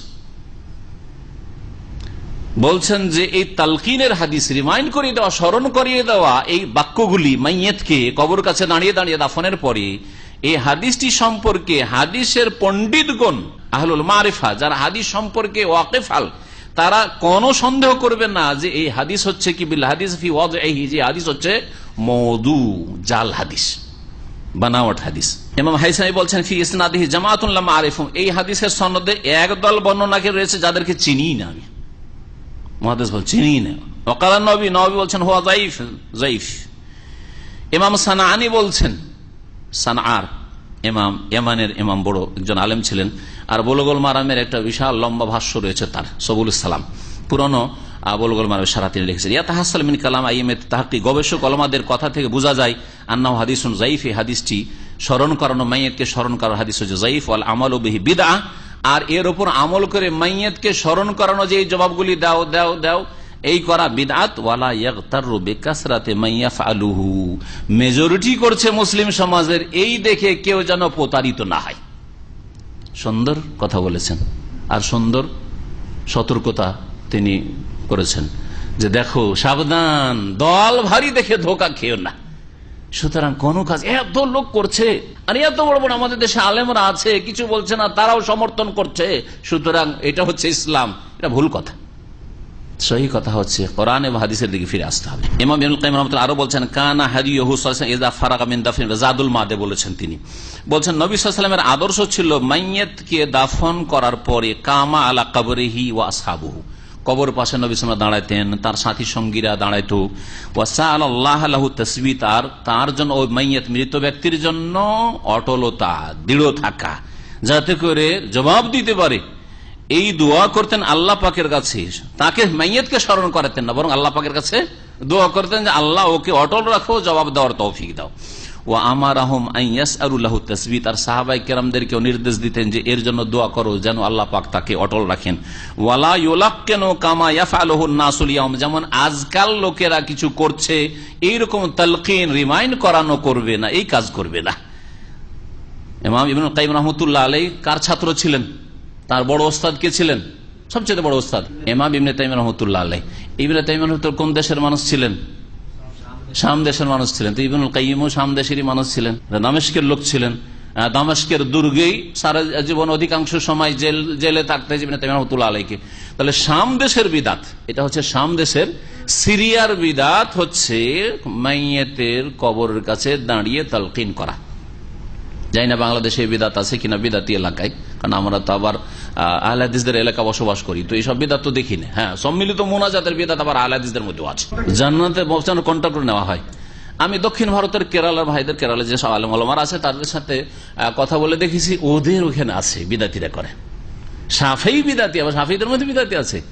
আমাদের যারা উত্তর ভারতে বসবাস করে বা ভারতের পূর্ব দিকে বাংলাদেশ বা পশ্চিমবঙ্গে যারা বসবাস করে, ওরা মনে করে যে হানাফিদের মধ্যে শুধু বেরোলিবি আছে, হানাফিদের মধ্যে দেওবন্দি, বেরলভি এইটা জানে শুধু, কিন্তু ভালো করে শুনে রাখেন যে শাফেঈদের মধ্যে বেরলভি কবর পূজারি একেবারে পাক্কা হানাফি বেরলভিদের মতো আছে। এত কবর পূজা আছে কেরালায়। শাফি মজহাব নামাজ পড়ে রাফুল এদেন করে, নামাজ পড়ে কি করে? রাফুল এদেন করে, জোরে আমিন বলে, বুকে হাত বাঁধে। এতে কিছু মূর্খ আহলে হাদিসরা ধোঁকা খেয়ে যায়। আমার এলাকার এক আহলে হাদিস লোক যাকে চিনি, কাপড়ের ব্যবসায়ী, সে তার এক ছেলেটাকে আমি চিনি, ছেলেটাকে কেরালায় ভর্তি করেছে। মার্কাজুস সাকাফা সুন্নি এক মাদ্রাসায় ভর্তি করেছে, নাম হচ্ছে সুন্নি কালচারাল সেন্টার, মার্কাজুস সাকাফা সুন্নি। নাম দেখে বোঝা যায় না যে কবর পূজারীদের মাদ্রাসা। আর তারপরে ওই লোক, আমি গেছি দেশে, আর দেখা হয়েছে ওই লোকের সাথে, ওই ছেলের বাবার সাথে। বলছে আমার ছেলে অমুক জায়গায় ভর্তি করেছি। ছেলেটাকে মদিনা নিয়ে আসার জন্য চেষ্টা করছিল। আমি কোথায় ছেলে? তো বলছে ছেলেকে তো কেরালা পাঠিয়ে দিচ্ছি, আর কেরালায় সহি আকীদার মাদ্রাসায় পড়ছে। সহি আকীদার মাদ্রাসা? কি করে জানলেন সহি আকীদার মাদ্রাসায় পড়ছে? বলছে ওরা রফাদানি করে, ওরা বুকে হাত বাঁধে, জোরে আমিন বলে। আমি বললাম যে এটা যথেষ্ট নয়, ভালো করে শুনে রাখেন। আমাদের দেশের হানাফিরা যেহেতু ওদের মজহাবে বুকে হাত বাঁধা নেই, নাভিতে বাঁধো, নাভি নিচে বাঁধো, রফাদান নেই, করেন না, আর আমিন জোরে বলে না। শাফেঈরা কবর মাজার পূজাও করে, রফাদানি করে, আমিনও জোরে বলে, বুকেও হাত বাঁধে, আর কবর মাজার পূজাও খুব করে, জোরে সরে করে। ধোকা খাবেন না। মাদ্রাসার নাম বলছে মারকাজুস সাকাফা সুন্নিয়া, বলছে ইন্না লিল্লাহি ওয়া ইন্না ইলাইহি রাজিউন। আমি বললাম যে ইন্না লিল্লাহি কাজ করেছেন আপনি। ওর যে প্রেসিডেন্ট, ওই মাদ্রাসার যে প্রতিষ্ঠাতা বা ওই সেন্টারে, সে হচ্ছে আবু বকর মুসলিয়ার পাক্কা কবর পূজারী। সরাসরি সুন্নতি খুতবা না পড়ে খুতবা বক্তব্য শুরু করে গৌসুল আজমের সাহায্য চেয়ে। কেরালা ভাষায় বক্তব্য শুরু করে গৌসুল আজম আব্দুল কাদের জিলানির সাহায্য চেয়ে বক্তব্য শুরু করে। আর তার মাদ্রাসায় ভর্তি করেছেন। তোবা করেন, তাড়াতাড়ি ছেলেকে বের করে আসে। আলহামদুলিল্লাহ বের করে দিয়েছে। তো অনেকে ধোকা খেয়ে যায়, মনে করে যে শুধু রফায়দানি করলে আহলে হাদিসের। রফায়দান করা আহলে হাদিসের নাম না। রফায়দান যদি কারো দলিলে প্রমাণে নাও হয়, আর যদি নাও করে, আর বাকি আকীদা আসমা সিফাত ঠিক থাকে, রুবুবিয়ত ঠিক থাকে, উলুহিয়াত ঠিক থাকে, বিদআত মুক্ত থাকে, আর দুই একটা মাসলায় যদি ইখতিলাফও করে ইমাম তাহাবীর মতো, তবু আহলে হাদিস, তবু সালাফি। বুঝা গেছে? রফায়দান এত বড় বিষয় নাই। আমাদের দেশে করেছে কি যে এই মাসলাগুলি নিয়ে বেশ কিছু এগুলোকে মুখ্য দাওয়াত মনে করেছে, আর আকীদায় আল্লাহ কোথায় ওটাই শিখায়নি। ওসিলা যে হারাম, এই ওসিলা বিদাতি ওসিলা, বুজুর্গানে দিনের ওসিলা দুয়াতি হারাম, আর শিরকের রাস্তা, শিরকের আসনা, এগুলোও শিখায়নি, আকীদার সংশোধন করেনি। তো কথা হচ্ছে যে এই বিষয়গুলি আপনাকে বুঝতে হবে। আরব দেশ থেকে যদি শিখে যান, তো এখানে শেকড় থেকে শেখানো শুরু হয় আকীদার পরিশুদ্ধি, আর তারপরে তখন মাসলা মাসাইল ঠিক করেন। আকীদা ঠিক করার পরে তখন মাসলা মাসাইল ঠিক করেন, তখন রফায়দান সুন্নাত মানসুখ নাই, বুকের হাত বাঁধাই সুন্নাত, সহিহ সুন্নাত, আমিন জোরে বলাই সহিহ সুন্নাত, ওটা পরে শিখান। আগে শিখাতে আল্লাহ কোথায় শিখাইতে হবে, আল্লাহকে কেমন করে ডাকতে হবে, এটা শিখাইতে হবে। ভায়া ধরে ওসিলা, কারো কোনো বুজুর্গানে দিনের ওসিলা দিয়ে দোয়া করতে হবে নবীর বলির, নাকি সরাসরি আল্লাহর কাছে চাইতে হবে, এগুলো শিখাইতে হবে। তাবিজ চলবে না এটা শিখাইতে হবে। এদিকে তাবিজও করছে, এদিকে রফায়দানি করছে। এই রফায়দানিতে কি ফায়দা রয়েছে? রফায়দানি করে নামাজ পড়ছেন, জোরে আমিন বলছেন, এইদিকে তাবিজের শিরিক করছেন, কোন ফায়দা রয়েছে এই রফায়দানি তার জোরে আমিন বলে? আল্লাহ পাক যেন বোঝার তৌফিক দান করেন। যেখান থেকে আল্লাহ শুরু করেছেন সেখান থেকে শুরু করেন। ইবদাউ বিমা বাদা আল্লাহ, আল্লাহ আকীদা থেকে শুরু করেছেন। 13 বছর নবী করিম সাল্লাল্লাহু আলাইহি সাল্লাম আকীদার পরিশুদ্ধির কাজ করেছেন, আকীদার পেছনে মেহনত করেছেন। আর তারপরে তখন মাসলা মাসাইল, বিধিবিধান নাজিল হয়েছে, অধিকাংশ মাসলা মাসাইল মদিনায়। এই ছিল এই সম্পর্কে আলোচনা। সুতরাং তালকিন সম্পর্কে কোন সহি দলিল নাই। একদল মৌজু জাল বলেছেন, আর অধিকাংশ উলামারা জয়ীব বলেছেন। সুতরাং ভিত্তিহীন হাদিস পেশ করে মাইয়েতের কবর কাছে দাফন করার পরে দাঁড়িয়ে বলবেন যে স্মরণ করো, আর কবরে ঠিকভাবে তুমি জবাব দাও, মুনকার নাকিরের জবাবে তুমি ভয় করিও না, ইত্যাদি এসব বলা, যে ভাষা দিয়ে বলেন, সব বিদআতি কাজ। ঘড়ির কাঁটা 10টার কাছাকাছি চলে যাচ্ছে। সুতরাং এখানে আলোচনা শেষ করি। বাকি হাদিসগুলি ইনশাআল্লাহ তাআলা আগামী দর্শগুলিতে শেষ করবো। আল্লাহ পাক রব্বুল আলামিন যেন আমাদেরকে কোরআন সুন্নাহর কথা বলার তৌফিক দান করেন, কোরআন সুন্নাহ মেনে চলার তৌফিক দান করেন। ভুল ভ্রান্তি আল্লাহ পাক যেন মাফ করে দেন। আল্লাহ পাক রব্বুল আলামিন সহি আকীদা আমলের যেন তৌফিক দান করেন। আল্লাহ পাক বালা মুসিবত ফিতনা থেকে যেন বাঁচিয়ে রাখেন। মহান আল্লাহ রব্বুল আলামিনের কাছে দোয়া করে আল্লাহ পাক আমাদের সকলকে জান্নাতুল ফিরদৌস দান করেন। সুবহান রাব্বিকা রব্বিল ইজ্জাতি আম্মা ইয়াসিফুন ওয়া সালামুন আলাল মুরসালিন ওয়ালহামদুলিল্লাহি রাব্বিল আলামিন। কবরের আজান, এই বিদআত তো এমনকি বেরলভীরাও জানতো না। কবরের আজানের ওপর আহমদ রেজা খান বেরেলবিদের ইমাম আহমদ রেজা খান ইংরেজদের যুগে ভারতে দুটো এজেন্ট তৈরি করেছিল ইংরেজরা। এই ফতোয়া শুধু দেওয়ার জন্য যে ইংরেজরা ব্রিটিশরা আহলে কিতাব, আর আহলে কিতাব মুশরিকদের তুলনায় আমাদের কাছাকাছি, আর ওরা আমাদের দেশের কল্যাণ নিয়ে এসেছে, দেশে যান্ত্রিক সভ্যতা আর উন্নতি দেখিয়েছে, সুতরাং ইংরেজরাকে এখান থেকে তাড়াইও না, ইংরেজদের বিরুদ্ধে আন্দোলন করিও না, ইংরেজদের বিরুদ্ধে জেহাদ করা হারাম, ইংরেজদের বিরুদ্ধে আন্দোলন করা হারাম। এই ফতোয়া দেওয়ার জন্য দুটো এজেন্ট তৈরি করে ব্রিটিশরা।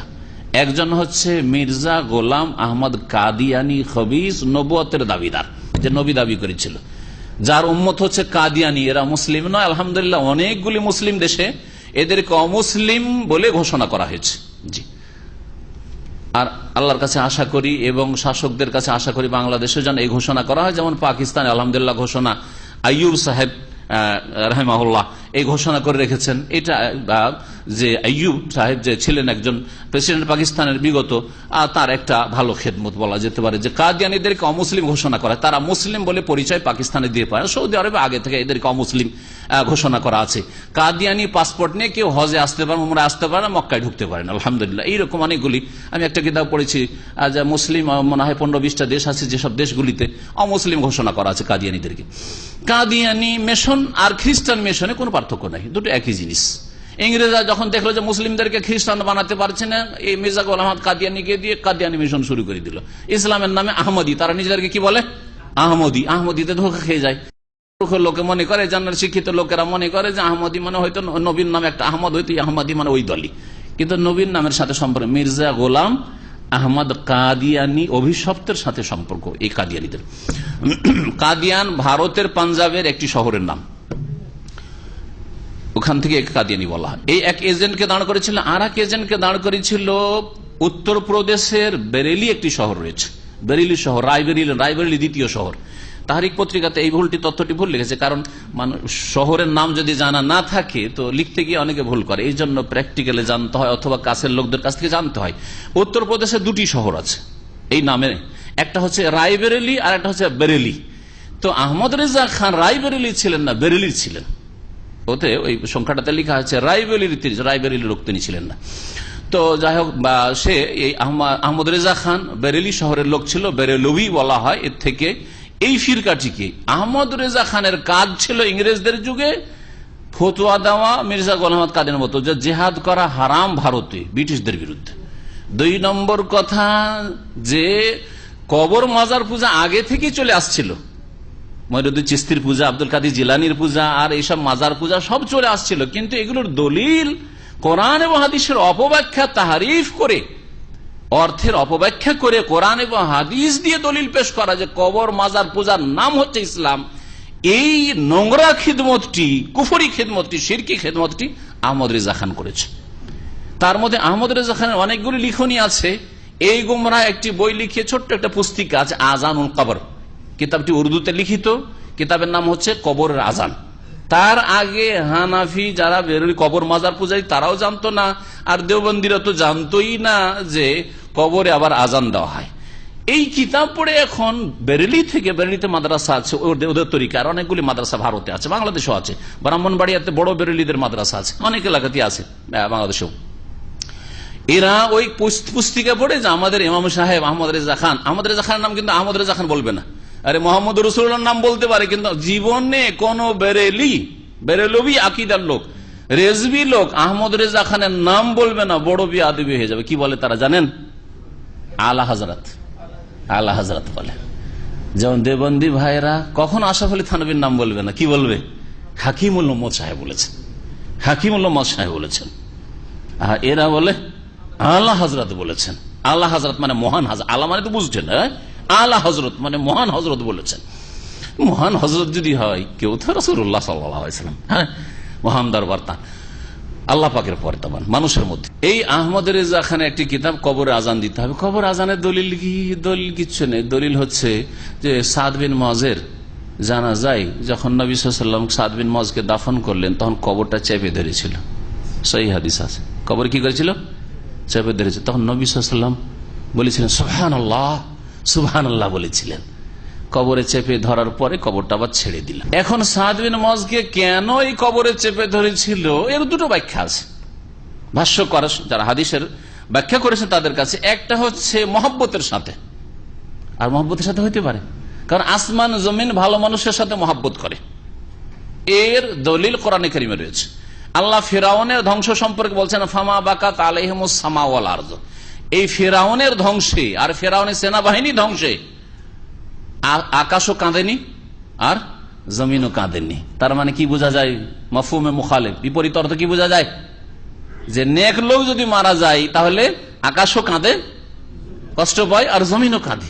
যেখানে নামাজ পড়তো সেই জায়গায় কাঁদে, যেখানে চলাফেরা করতো কাঁদে, যেখানে দিনের কথা বলতো দিনের চর্চা করতো সেই জায়গায় কাঁদে কাঁদে কাঁদে। শুধু আত্মীয় স্বজন কাঁদে না, আসমান জমিন কাঁদে। বুঝছেন না? তো একদল বলছেন সাদ বিন মুআয যেহেতু খুব প্রখ্যাত সাহাবী ছিলেন এবং তার মাধ্যমে আল্লাহ রাব্বুল একটি বড় খেদমত নেই, সেটা হচ্ছে বানু কুরাইজার যে পানিশমেন্ট। বানু কুরাইজার নবী সাল্লাল্লাহু আলাইহি ওয়াসাল্লামের বিচার তারা মানতে রাজি হয়নি, বানু কুরাইজার ইহুদিরা, কিন্তু তাদের মিত্র গোত্রের যেহেতু নেতা ছিলেন, সর্দার ছিলেন সাদ বিন মুআয, বলছে সাদ বিন মুআযের কবিলা খাজরাজ বংশ, এরা আমাদের মিত্র গোত্র। ওদের ধারণা ছিল যখন মিত্র গোত্র তো আমাদের পানিশমেন্টটা অত শক্ত হবে না, মানে আমাদের সাবালকদেরকে সব হত্যা করে দিতে হবে, কারণ বড় বিশ্বাসঘাতকতা খন্দকের যুদ্ধে তারা করেছিল। ভিতর থেকে ওই দিক থেকে ষড়যন্ত্র করেছে, ওই দিক থেকে তোমরা বাইরে থেকে তোমরা হামলা করে আসো মক্কার লোকের, আর চারিদিক থেকে যে মুশরিক বিভিন্ন গোত্রগুলি এসছে, আর ভিতর থেকে আমরা নারী শিশুদের উপর হামলা চালাবো ভিতর থেকে, আর তোমাদের জন্য ভিতর থেকে আমরা সাহায্য করবো।